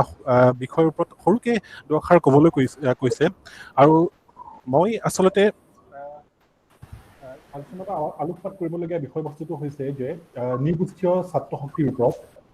আমি যদি ভাৰতবৰ্ষৰ প্ৰেক্ষাপটলৈ মন কৰোঁ, তেতিয়াহ'লে দেখিম যে ভাৰতবৰ্ষৰ বা অসমৰে ভাৰতবৰ্ষৰ লগতে অসমৰ প্ৰেক্ষাপট যদি আমি মন কৰোঁ, তেতিয়াহ'লে দেখিম যে অসমৰ যিবিলাক নৃগোষ্ঠীয় লোক আছে, সেই লোকসকলে পূৰ্বতে তেওঁলোকৰ চিন্তা চৰ্চাৰ বিশেষ যিহেতু বিকাশ হোৱা নাছিল, আৰু সেইকাৰণে তেওঁলোকৰ জাতীয় অস্তিত্ব বা জাতীয় আত্মনিৰ্ধাৰণৰ চিন্তাধাৰণাবিলাক তেওঁলোকৰ খুব সবল নাছিল। আৰু সেইকাৰণে তেওঁলোকে এনেকুৱা কিছুমান অনুষ্ঠানৰ বা অৰ্গেনাইজেশ্যনৰ জন্ম তেওঁলোকে দিয়াৰ কথা উপলব্ধি কৰিব পৰা নাছিল। কাৰণ এই জনগোষ্ঠীবিলাকে তেওঁলোকৰ যিবিলাক চিন্তাৰ যিটো সীমা বা চিন্তাৰ যিটো পৰিসীমা, সেয়া কিছু বিষয়বস্তুৰ লগত তেওঁলোকে সংযোগ সাধন কৰিছিল। কিন্তু শিক্ষাৰ পোহৰ ক্ৰমান্বয়ে যেতিয়া এই জনগোষ্ঠীবিলাকৰ মাজত আহিবলৈ ল'লে, অথবা শিক্ষাৰ যেতিয়া উদাৰীকৰণ নীতি যেতিয়া ক্ৰমান্বয়ে গঢ় ল'বলৈ আৰম্ভ কৰিলে, তাৰ পিছৰ পৰাই সাধাৰণতে বিভিন্ন জনগোষ্ঠীবিলাকৰ মনত এটা জাতীয় চিন্তা চেতনাৰ যিটো ভাৱধাৰা, সেইটো ক্ৰমান্বয়ে বিকাশ হ'বলৈ আৰম্ভ কৰিলে। আৰু তাৰ ফলশ্ৰুতি আজি অসমৰ বিভিন্ন নৃগোষ্ঠীয় লোকবিলাকে সাধাৰণতে তেওঁলোকৰ জাতীয় কৃষ্টি, সভ্যতা, সংস্কৃতি ইত্যাদিবিলাকক আগুৱাই নিয়াৰ স্বাৰ্থত তেওঁলোকে বিভিন্ন ধৰণৰ কিছুমান সংগঠনৰ জন্ম দিছে, আৰু যাৰ মাধ্যমেদি তেওঁলোকে নিজক এটা সুকীয়া পৰিচয় দিবৰ কাৰণে তেওঁলোকে আগবাঢ়ি আহিছে। আৰু সেই বিষয়ে আমি বিস্তাৰিত আলোকপাত নকৰোঁ। মই মাত্ৰ আলোকপাত কৰিম যে অসমৰ অন্যতম এক জনগোষ্ঠী মিচিংসকলৰ অন্যতম এটা ছাত্ৰ সংগঠন TMTKৰ বিষয়ে, বা অসমৰ মিচিংসকলৰ অন্যতম এটা ছাত্ৰ সংগঠন টাকাম মিচিং পৰিম কেবাং সদৌ মিচিং ছাত্ৰ সংগঠনৰ চমু এটা আভাস মই তোমালোকৰ আগত বা আপোনালোকৰ আগত মই দাঙি ধৰিবৰ কাৰণে প্ৰয়াস কৰিম। মিচিংসকলৰ যি ছাত্ৰ সংগঠন TMTK প্ৰথম কেতিয়া গঠন হৈছিল, সেইটো হয়তো বহুতৰ কাৰণে ছাৰ অলপ আগতে কৈ গৈছে 1972 হয়, 1972 আমাৰ TMTK গঠন হৈছিল বা মিচিং ছাত্ৰ সংগঠন গঠন হৈছিল। কিন্তু তাৎপৰ্যপূৰ্ণভাৱে এই কথাটো উল্লেখ কৰি মোৰ ভাল লাগিছে যে মিচিং ছাত্ৰ সংগঠন যিটো প্ৰথম জন্ম বা বিকাশ লাভ কৰিছিল স্বাধীনোত্তৰ আগতেই 1933 চনত প্ৰথম মিচিং ছাত্ৰ সংগঠনে অসম মিৰি ছাত্ৰ সংগঠন হিচাপে জন্ম লাভ কৰিছিল। আৰু তাৰ পৰৱৰ্তী সময়ছোৱাত যেতিয়া ভাৰতবৰ্ষে স্বাধীনতা লাভ কৰিছিল 1951 চনৰ স্বতন্ত্ৰতাৰ পাছত 1951 চনত ইয়াক নৰ্থ বেংক ষ্টুডেণ্ট ইউনিয়ন নামেৰে নামাঙ্কিত কৰা হৈছিল। আৰু তাৰ পৰৱৰ্তী সময়তে 1972 অসম অৰুণাচল ছাত্ৰ সংগঠন হিচাপে গঠন কৰাৰ পিছত 1986 আনুষ্ঠানিকভাৱে সাধাৰণতে বৰ্তমান TMTK নামৰ যিটো ছাত্ৰ সংগঠন, সেই অনুষ্ঠানটোৰ জন্ম হৈছিল। যি কি নহওক, গতিকে খুব গুৰুত্বপূৰ্ণ আৰু তাৎপৰ্যপূৰ্ণ কথা যে মিচিংসকলে অসমৰ বৰ্ণাঢ্য সংস্কৃতিপূৰ্ণ এটা জনগোষ্ঠীয়ে বা বিভিন্ন ক্ষেত্ৰত তেওঁলোক পিছপৰা এটা জাতি যদিও তেওঁলোকে নিজৰ জাতিটোক আগবঢ়াই নিয়াৰ পৰিপ্ৰেক্ষিতত তেওঁলোকে এটা ছাত্ৰ সংগঠনৰ মাধ্যমেদি তেওঁলোকে আগবাঢ়ি যোৱাৰ পৰিকল্পনা হাতত লৈছিল। আৰু এই সংগঠনটোৰ বিভিন্ন কাৰ্যসূচীসমূহ যদি আমি বা তেওঁলোকৰ যিখিনি লক্ষ্য উদ্দেশ্যৰ কথা যদি আমি লক্ষ্য কৰোঁ বা আমি আলোচনা কৰোঁ, তেতিয়াহ'লে দেখিম যে এই ছাত্ৰ সংগঠনটোৱে অসমৰ অন্যান্য বা অসমৰ যি মুখ্য ছাত্ৰ সংগঠন সদৌ অসম ছাত্ৰ সন্থাৰ দৰে তেওঁলোকৰ কাৰ্যক্ৰমণিকাবিলাক তেওঁলোকে আহ্বান কৰিছে, তাক অনুকৰণ কৰিছে, বা বিভিন্ন সময়ত সদৌ অসম ছাত্ৰ সন্থাৰ লগত তেওঁলোকে হাত মিলাই বা তেওঁলোকৰ সহযোগত বিভিন্ন ধৰণৰ কিছুমান কাৰ্যপন্থা হাতত লোৱা আমি দেখিবলৈ পাইছোঁ। আৰু তাৰ ভিতৰত আমি যদি উল্লেখ কৰোঁ, প্ৰথমতে আমি উল্লেখ কৰিব লাগিব যে সামাজিক, সাংস্কৃতিক, শৈক্ষিক, অৰ্থনৈতিক, ৰাজনৈতিক আদি উত্তৰণৰ বাবে এই জাতিটোৰ, এই জনগোষ্ঠীটোৰ সামাজিক, সাংস্কৃতিক, শৈক্ষিক বা ৰাজনৈতিক বিভিন্ন উত্তৰণৰ বাবে এই ছাত্ৰ সংগঠনটোৱে বিভিন্ন সময়ত কাম কৰি আহিছে, বা বিভিন্ন সময়ত এই জনগোষ্ঠীবিলাকে তেওঁলোকৰ যিটো গণতান্ত্ৰিক আৰু সমাজতান্ত্ৰিক যিটো চিন্তাধাৰাৰ ভাৱধাৰা, সেইটো কেনেকৈ অধিক বিকাশ সাধন কৰিব পাৰি তাৰ ওপৰতো গুৰুত্ব আৰোপ কৰি আহিছে। আৰু মিচিং অধ্যুষিত যিবিলাক এলেকা আছে, সেই এলেকাবিলাকত মিচিং ভাষাক অধিক প্ৰসাৰ লাভ কৰিবৰ কাৰণে মিচিং প্ৰাইমাৰী লেভেলত বিশেষকৈ এটা মিচিং মাধ্যমক এটা স্থায়ী মাধ্যম দিবৰ কাৰণে প্ৰয়াস কৰিছে তাৰ বাবে চৰকাৰৰ ওচৰত তেওঁলোকে বিভিন্ন ধৰণৰ দাবী উত্থাপন কৰিছে আৰু আটাইতকৈ গুৰুত্বপূৰ্ণ কথাটো হ'ল যে এই ছাত্ৰ সংগঠনটোৰ মাধ্যমতেই পৃথক স্বায়ত্ব শাসনৰ দাবী উত্থাপন কৰি আহিছে ঠিক একেদৰে তেওঁলোকে হস্ত অনুসূচীৰ দাবী উত্থাপন কৰি আছে গতিকে এনেকুৱা ধৰণৰ আৰু বহুত বিষয়বস্তু আছে যিবিলাক আমাৰ সময় নাটনিৰ কাৰণে আলোচনা মই আৰু নবহাও এনেকুৱা ধৰণৰ কিছুমান জাতীয় অস্তিত্ব বা জাতীয় চিন্তাধাৰা বা নিজক আত্মনিৰ্ধাৰণৰ কাৰণে এই জাতীয় সংগঠনটোৱে বা ছাত্ৰ সংগঠনটোৱে তেওঁলোকে অহৰহ প্ৰচেষ্টা অব্যাহত ৰাখিছে নিজৰ জাতিটোৰ আত্মনিৰ্ধাৰণৰ কাৰণে গতিকে এনেকুৱা ধৰণৰ চিন্তা চৰ্চাৰ মাধ্যমেদি সাধাৰণতে প্ৰত্যেকটো অসমৰ জনগোষ্ঠীবিলাক মাজত আদি ছাত্ৰ সংগঠন কিছুমানৰ জন্ম হৈছে আৰু তাৰ মাধ্যমেদি তেওঁলোকে নিজৰ জাতিটোক অধিক আগবঢ়াই নিয়াৰ এটা সপোন আগত ৰাখি তেওঁলোকে কাৰ্যক্ৰমণিকা আগবঢ়াই নিছে গতিকে এইখিনি কৈ মই আজি এই অনুষ্ঠানটোত মই দুআষাৰ বা মোৰ বক্তব্য আগবঢ়াইছো তাৰপিছত মই খবৰটো পংকজ বৰা ধন্যবাদ ৰঞ্জিত পেগু ডাঙৰীয়া আপুনি সুন্দৰভাৱে নৃগোষ্ঠীয় ছাত্ৰ সংগঠনসমূহৰ ভূমিকাৰ বিষয়ে উল্লেখ কৰিলে আৰু কেনেদৰে জনগোষ্ঠীৰ সমূহৰ বিকাশৰ বাবে এই ছাত্ৰ সংগঠনসমূহে মাত মাতি আহিছে বা কাম কৰি আহিছে তাৰ বিষয়ে অৱগত কৰিলে মই ভাবো যে এই ছাত্ৰ সংগঠনসমূহে কেৱল মাত্ৰ নিজৰ জনগোষ্ঠীটোৰ বাবে মাত মাতি অহা নাই বিভিন্ন সময়ত সমগ্ৰ অসমৰ যিবোৰ জ্বলন্ত সমস্যা বানপানীৰ সমস্যাই হওক নদী বান্ধৰ সমস্যাই হওক বা আন সমস্যাসমূহৰ সংগঠনসমূহে জনগোষ্ঠীয় নৃগোষ্ঠীয় ছাত্ৰ সংগঠনসমূহে মাত মাতি আহিছে আমি ভাগৰ সামৰণি পেলাইছো বুলি ক'ব পৰা যাব এতিয়া আমি প্ৰশ্ন উত্তৰ শিতানলৈ যাম আৰু ইতিমধ্যে আমাৰ বিভিন্ন অংশগ্ৰহণকাৰীয়ে প্ৰশ্ন উত্থাপন কৰিছে মই মহন্ত ছাৰ প্ৰশ্নকেইটা ছাত্ৰ ছাত্ৰীক সুধিবলৈ কওঁ নে আপুনিয়ে পঢ়ি ল'ব সময় যিহেতু দেখিছো চেট বক্সত আছে মই কৈছো হয় হয় আৰম্ভ কৰোনে কেইটামান হেৰি মাইক্ৰফোন অন হৈ আছে নেকি অকমান ডিষ্টাৰবেন্স এটা আহি আছে হয় হেল্ল' হয় আমি মিউট কৰাই দিছো কেইটামান অন হৈ আছে মিউট কৰি দিলে ডিষ্টাৰবেন্স নাথাকিব প্ৰথম প্ৰশ্নটো মই দেখিছো সুকন্যা গাৰ্গী শইকীয়া ষ্টুডেণ্টে হ'ব নিশ্চয় ছাৰ বৰ্তমানৰ ছাত্ৰ ৰাজনীতিৰ গতিধাৰাই কোন দিশত গতি কৰিছে ঠিক মই কৈছোৱেই যে ছাত্ৰ ৰাজনীতি আৰু ৰাজনীতিত ছাত্ৰ দুটা বেলেগ কথা গতিকে ছাত্ৰ সমাজে মই মোৰ কথা শুনি আছে নহয় ন শুনি আছে ছাত্ৰ সমাজে ছাত্ৰ সমাজে মই অসমৰ পটভূমিত কৈছো যে বৰ্তমান প্ৰত্যেকটো অসমৰ স্বাৰ্থৰ লগত জড়িত বৃহত্তৰ অসম আৰু অসমীয়াৰ লগত জড়িত প্ৰতিটো আৰ্থ সামাজিক আৰু ৰাজনৈতিক বিষয়ত তেওঁলোকে মাত মাতিছে বা তেওঁলোকে এক বিশেষ ভূমিকা গ্ৰহণ কৰিছে মই আগতেই কৈছো যে কিছু ক্ষেত্ৰত আমাৰ প্ৰত্যেকটো ৰাজনৈতিক দলৰে একোটা ছাত্ৰ উইং আছে বা বিভিন্ন উদ্দেশ্য আগত ৰাখি বিভিন্ন ধৰণৰ ছাত্ৰ সংগঠন গঠন হৈছে গতিকে কেতিয়াবা কৰবাত কনফ্লিক্ট অফ ইণ্টাৰেষ্ট নোহোৱা নহয় গতিকে এইবিলাক কথাই কেতিয়াবা আমি ভাবো যে আমাৰ ছাত্ৰ আন্দোলনৰ গতিয়ে কেতিয়াবা কৰবাত কক্ষচ্যুত বা পথচ্যুত হৈছে নেকি কিন্তু এটা কথা ঠিক যে ছাত্ৰ সংগঠন বিলাকে তেওঁলোকৰ নিজস্ব এটা ধাৰণা নিজস্ব এটা বক্তব্য তেওঁলোকে প্ৰত্যেকটো বিষয়ত প্ৰদান কৰিবলৈ যত্ন কৰিছে বা তেওঁলোকৰ যিটো দৃষ্টিভংগীৰে সেই সমস্যাটো সমাধান কৰাৰ প্ৰয়াস কৰিছে কেতিয়াবা সেই ক্ষেত্ৰত ৰাষ্ট্ৰৰ সৈতে সংঘাতো হৈছে বা কিছু কথাত তেওঁলোকৰ মত পাৰ্থক্য বা মতবিৰোধ প্ৰকট হোৱা দেখা যায় কিন্তু মই কোন দিশত গতি বুলি ক'লে কথাটো নহব এইটো এটা ধাৰাবাহিক প্ৰক্ৰিয়া গতিকে কেতিয়াবা কৰবাত হিন্দেহী ঘটিলেও একোটা দিশত সদায় গঠনমূলক দিশতে সদায় ছাত্ৰ ৰাজনীতিয়ে গতি কৰাটো আমি বিচাৰো দ্বিতীয় প্ৰশ্নটো হৈছে ছাৰ কৈছে গীতুমণি ছাত্ৰী হ'ব নেকি গীতুমণি ছাৰ বৰ্তমান সময়ত ছাত্ৰ ৰাজনীতিৰ ভূমিকা কেনে ধৰণৰ হ'ব লাগে নিশ্চয়কৈ ছাত্ৰ ৰাজনীতি সদায় আমি গঠনমূলক হোৱাটো বিচাৰো উন্নয়নমুখী হোৱাটো বিচাৰো সংস্কাৰকামী হোৱাটো বিচাৰো গতিকে প্ৰত্যেকটো ছাত্ৰ সংগঠনে একোটা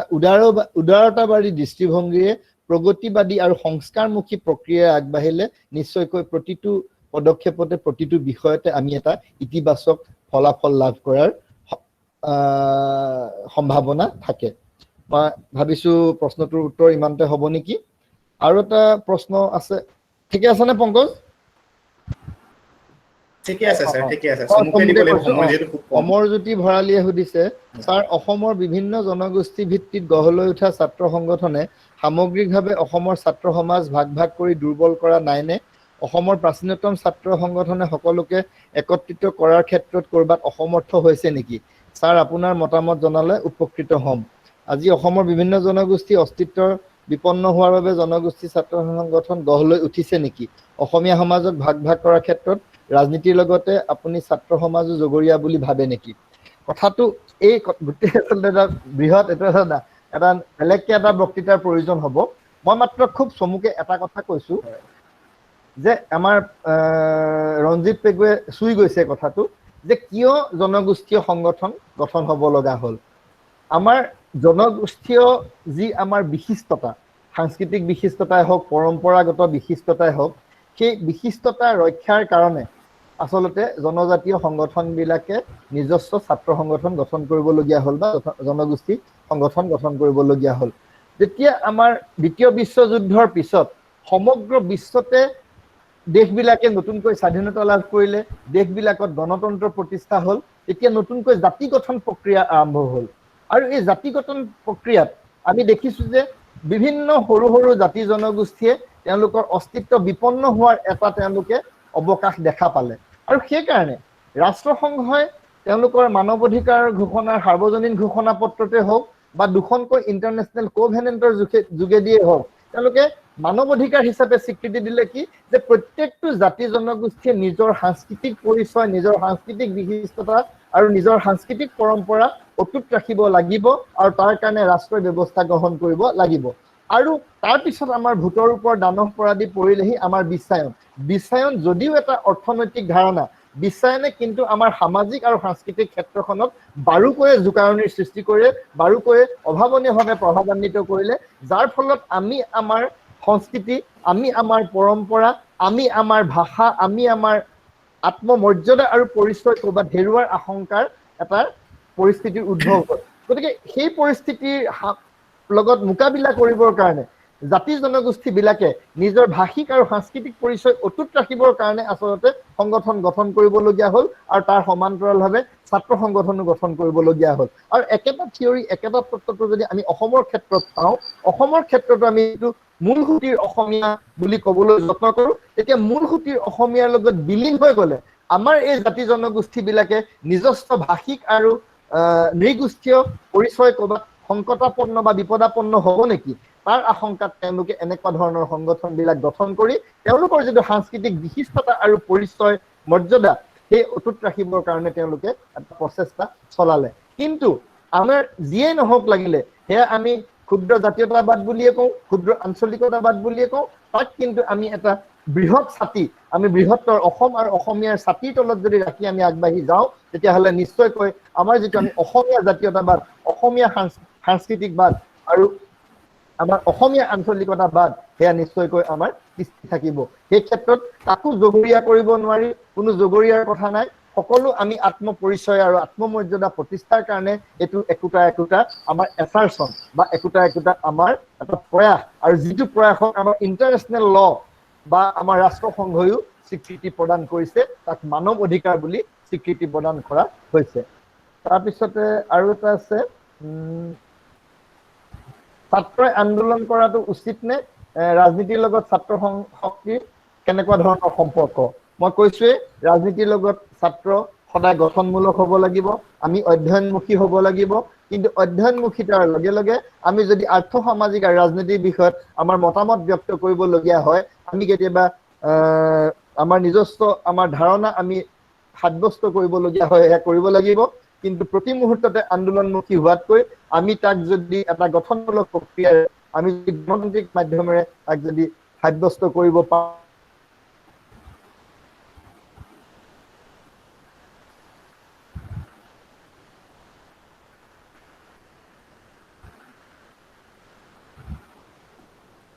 মহন্ত ছাৰৰ ভইচটো নাই অহা নি বাৰু? নাই অহা, নাই অহা। মহন্ত ছাৰ ছাৰ আপোনাৰ ভইচটো আমি শুনা নাই আপুনি চাগে অকণমান নেটৱৰ্ক ইছ্যু হ'ব পাৰে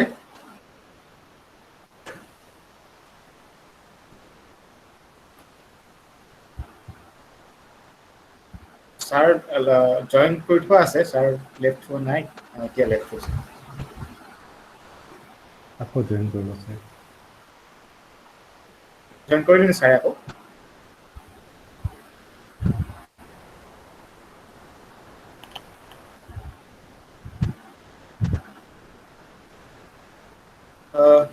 মহন্ত ছাৰ হয়তো কভাৰেজৰ বাহিৰত আছে বিজয় দা আপুনি যদি এই প্ৰশ্নকেইটাৰ উত্তৰ অকণমান দিয়ে যিহেতু মহন্ত ছাৰ লাইনত নাই প্ৰশ্নটো কি ক'লা নেকি প্ৰশ্নটো হৈছে যে ছাত্ৰই হয় শুনা পাইছো ছাত্ৰই ৰাজনৈতিক আন্দোলনত অংশগ্ৰহণ কৰিব লাগে নে নালাগে বা ছাত্ৰৰ ৰাজনীতিৰ কেনেকুৱা ধৰণৰ সম্পৰ্ক থাকিব লাগে অৱশ্যে ছাৰে ইতিমধ্যে গোটেই কথাখিনি কৈছেই যে ছাত্ৰই ৰাজনৈতিক কাম কাজৰ পৰা আঁতৰি থাকিব নোৱাৰে আৰু আন্দোলনৰ পৰিৱৰ্তে এক গঠনমুখী বিকল্পৰ সহায়ত আমি আচলতে ৰাজনৈতিক বিষয়সমূহ উত্থাপন কৰিব লাগিব মই আচলতে পৰৱৰ্তী প্ৰশ্নটোৰ বাবে আপোনাৰ ওচৰলৈ যাব বিচাৰিছো দেৱযানী বৰাই প্ৰশ্ন কৰিছে যে ছাৰ আমাৰ বহুতো মন্ত্ৰী বিধায়কে ভোট বিচৰাৰ সময়ত কয় যে আমি বিদেশীক বহিষ্কাৰ কৰিম নিবনুৱা সমস্যা সমাধান কৰিম কিন্তু যেতিয়া আমাৰ ছাত্ৰ সংগঠনে কোনো বিষয়ত অভাৱ অনুভৱ কৰে তেতিয়া চৰকাৰে গা এৰা দিয়ে আৰু ছাত্ৰ সংগঠনৰ লগত তৰ্ক যুদ্ধত লিপ্ত হয় এনেকুৱা সময়ত আমাৰ ৰাজনীতিৰ জগতখন কিমান সময়লৈকে বৰ্তি থাকিব অৰ্থাৎ ছাত্ৰ সংগঠনৰ নেতাসকলক কিছু ক্ষেত্ৰত চৰকাৰে গুৰুত্ব নিদিয়া দেখাক লৈ তেওঁ প্ৰশ্নটো কৰিব বিচাৰিছে আচলতে এনে ধৰণৰ প্ৰশ্ন শুনিছেনে বাৰু শুনা পাইছো হয় কওক এনে ধৰণৰ প্ৰশ্ন আচলতে অসমৰ ৰাজনীতিত এটা ৩-৪টা দশকৰ আগৰ পৰা চলি আহিছে আৰু সৰু কথা এটা আছে এইটো খুব বিনম্ৰতাৰে মই উল্লেখ কৰিছো যে লোকালে যি যায় সি ৰাৱণ হয় ছাত্ৰসকল আচলতে ৰাজনীতিত ছাত্ৰৰ কোনো কাম নাই ছাত্ৰই পঢ়া শুনাহে কৰিব লাগে কিন্তু ছাত্ৰসকলে যেতিয়া পঢ়া শুনা কৰে আৰু তেওঁলোক ডাঙৰ হয় কথা বুজা হয় তেতিয়া নিজৰ দেশৰ জ্বলন্ত সমস্যা ভাষা সংস্কৃতি অন্যান্য কথা যেটো জোৰপুৰি হাত পোৱাহি বুলি কয় তেতিয়া তেওঁলোক বাধ্য হৈ পৰে পঢ়া শুনাটো সেকেন্ডাৰী হৈ পৰে তেতিয়া তেওঁলোক ওলাই আহিবলৈ বাধ্য হয় আচলতে বাধ্য কৰোৱা হয় দেশৰ প্ৰশাসন যন্ত্ৰই ছাত্ৰসকলক পাকে প্ৰকাৰে বাধ্য কৰে ছাত্ৰসকল বিশেষ কিছুমান কথাত আগবাঢ়ি আহিবলগীয়া হয় কিন্তু ইয়াৰ কিছুমান নেতিবাচক প্ৰভাৱ নথকাও নহয় সৰু সৰু কিছুমান বেলেগ কিছুমান ছাত্ৰ সংগঠন উদ্দেশ্য প্ৰণোদিতভাৱে পৰিচিত হৈ কেতিয়াবা আন্দোলন কৰিবলগীয়া হয় কিন্তু ছাত্ৰসকলে যিবিলাক বিষয়ত আন্দোলন কৰে বা কৰা উচিত সেই বিষয়বিলাক প্ৰত্যক্ষ বা পৰোক্ষভাৱে ছাত্ৰসকলৰ এজেণ্ডাৰ লগত জড়িত হোৱা উচিত মই ভাবো আৰু দ্বিতীয়টো কথা হ'ল ইয়াৰ লগতে জড়িত প্ৰত্যেকটো বিষয় বস্তুৰ ওপৰত একোটা প্ৰভাৱ গোষ্ঠী আৰু অৰ্গেনাইজেশ্যন থাকে সংগঠন থাকে ধৰ্মীয় কৃষক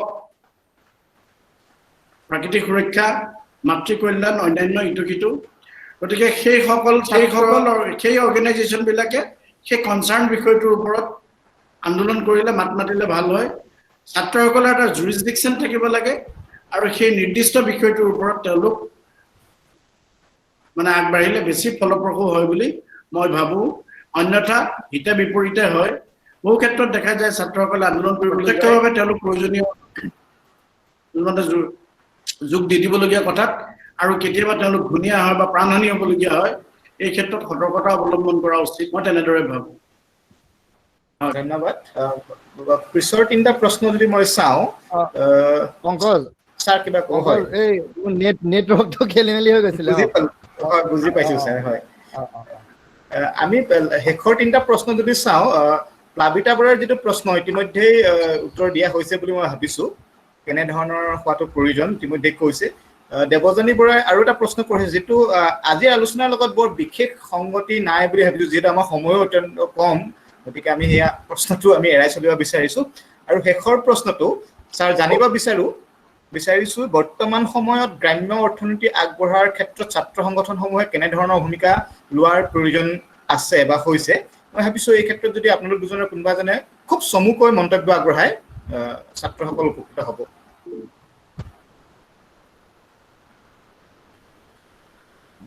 মানে গ্ৰাম্য অৰ্থনীতিৰ ক্ষেত্ৰত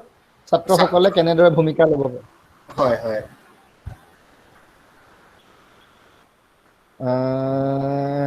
প্ৰথম কথা হৈছে যে আমি যদি এটা কথা লক্ষ্য কৰোঁ, আমি দেখিম যে আমাৰ অধিকাংশ ছাত্ৰ ছাত্ৰীৰ যিটো বেকগ্ৰাউণ্ড বা তেওঁলোক আহিছে গ্ৰামাঞ্চলৰ পৰা। আৰু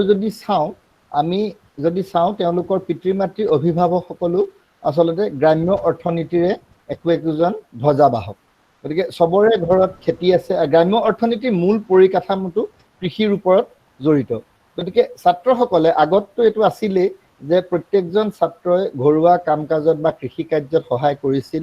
এতিয়াও যদি ছাত্ৰজনে নিজৰ অধ্যয়নৰ সমান্তৰালভাৱে তেওঁৰ ফ্ৰী সময়ছোৱাত যদি ঘৰুৱা কৃষি কৰ্মই হওক বা অন্যান্য ঘৰুৱা কাম কাজত বা কৃষিৰ লগত জড়িত অন্যান্য কাম কাজত যদি তেওঁ সহায় কৰিব পাৰে, নিশ্চয়কৈ গ্ৰাম্য অৰ্থনীতি টনকিয়াল হ'ব। আৰু অতি সাম্প্ৰতিক যি পৰিস্থিতি, আমাৰ কৰোণা ভাইৰাছৰ সংক্ৰমণৰ ফলত যি লকডাউন সৃষ্ট পৰিৱেশৰ সৃষ্টি হৈছে, সেই পৰিৱেশততো আমাৰ ছাত্ৰ ছাত্ৰীসকলে প্ৰত্যক্ষভাৱে আচলতে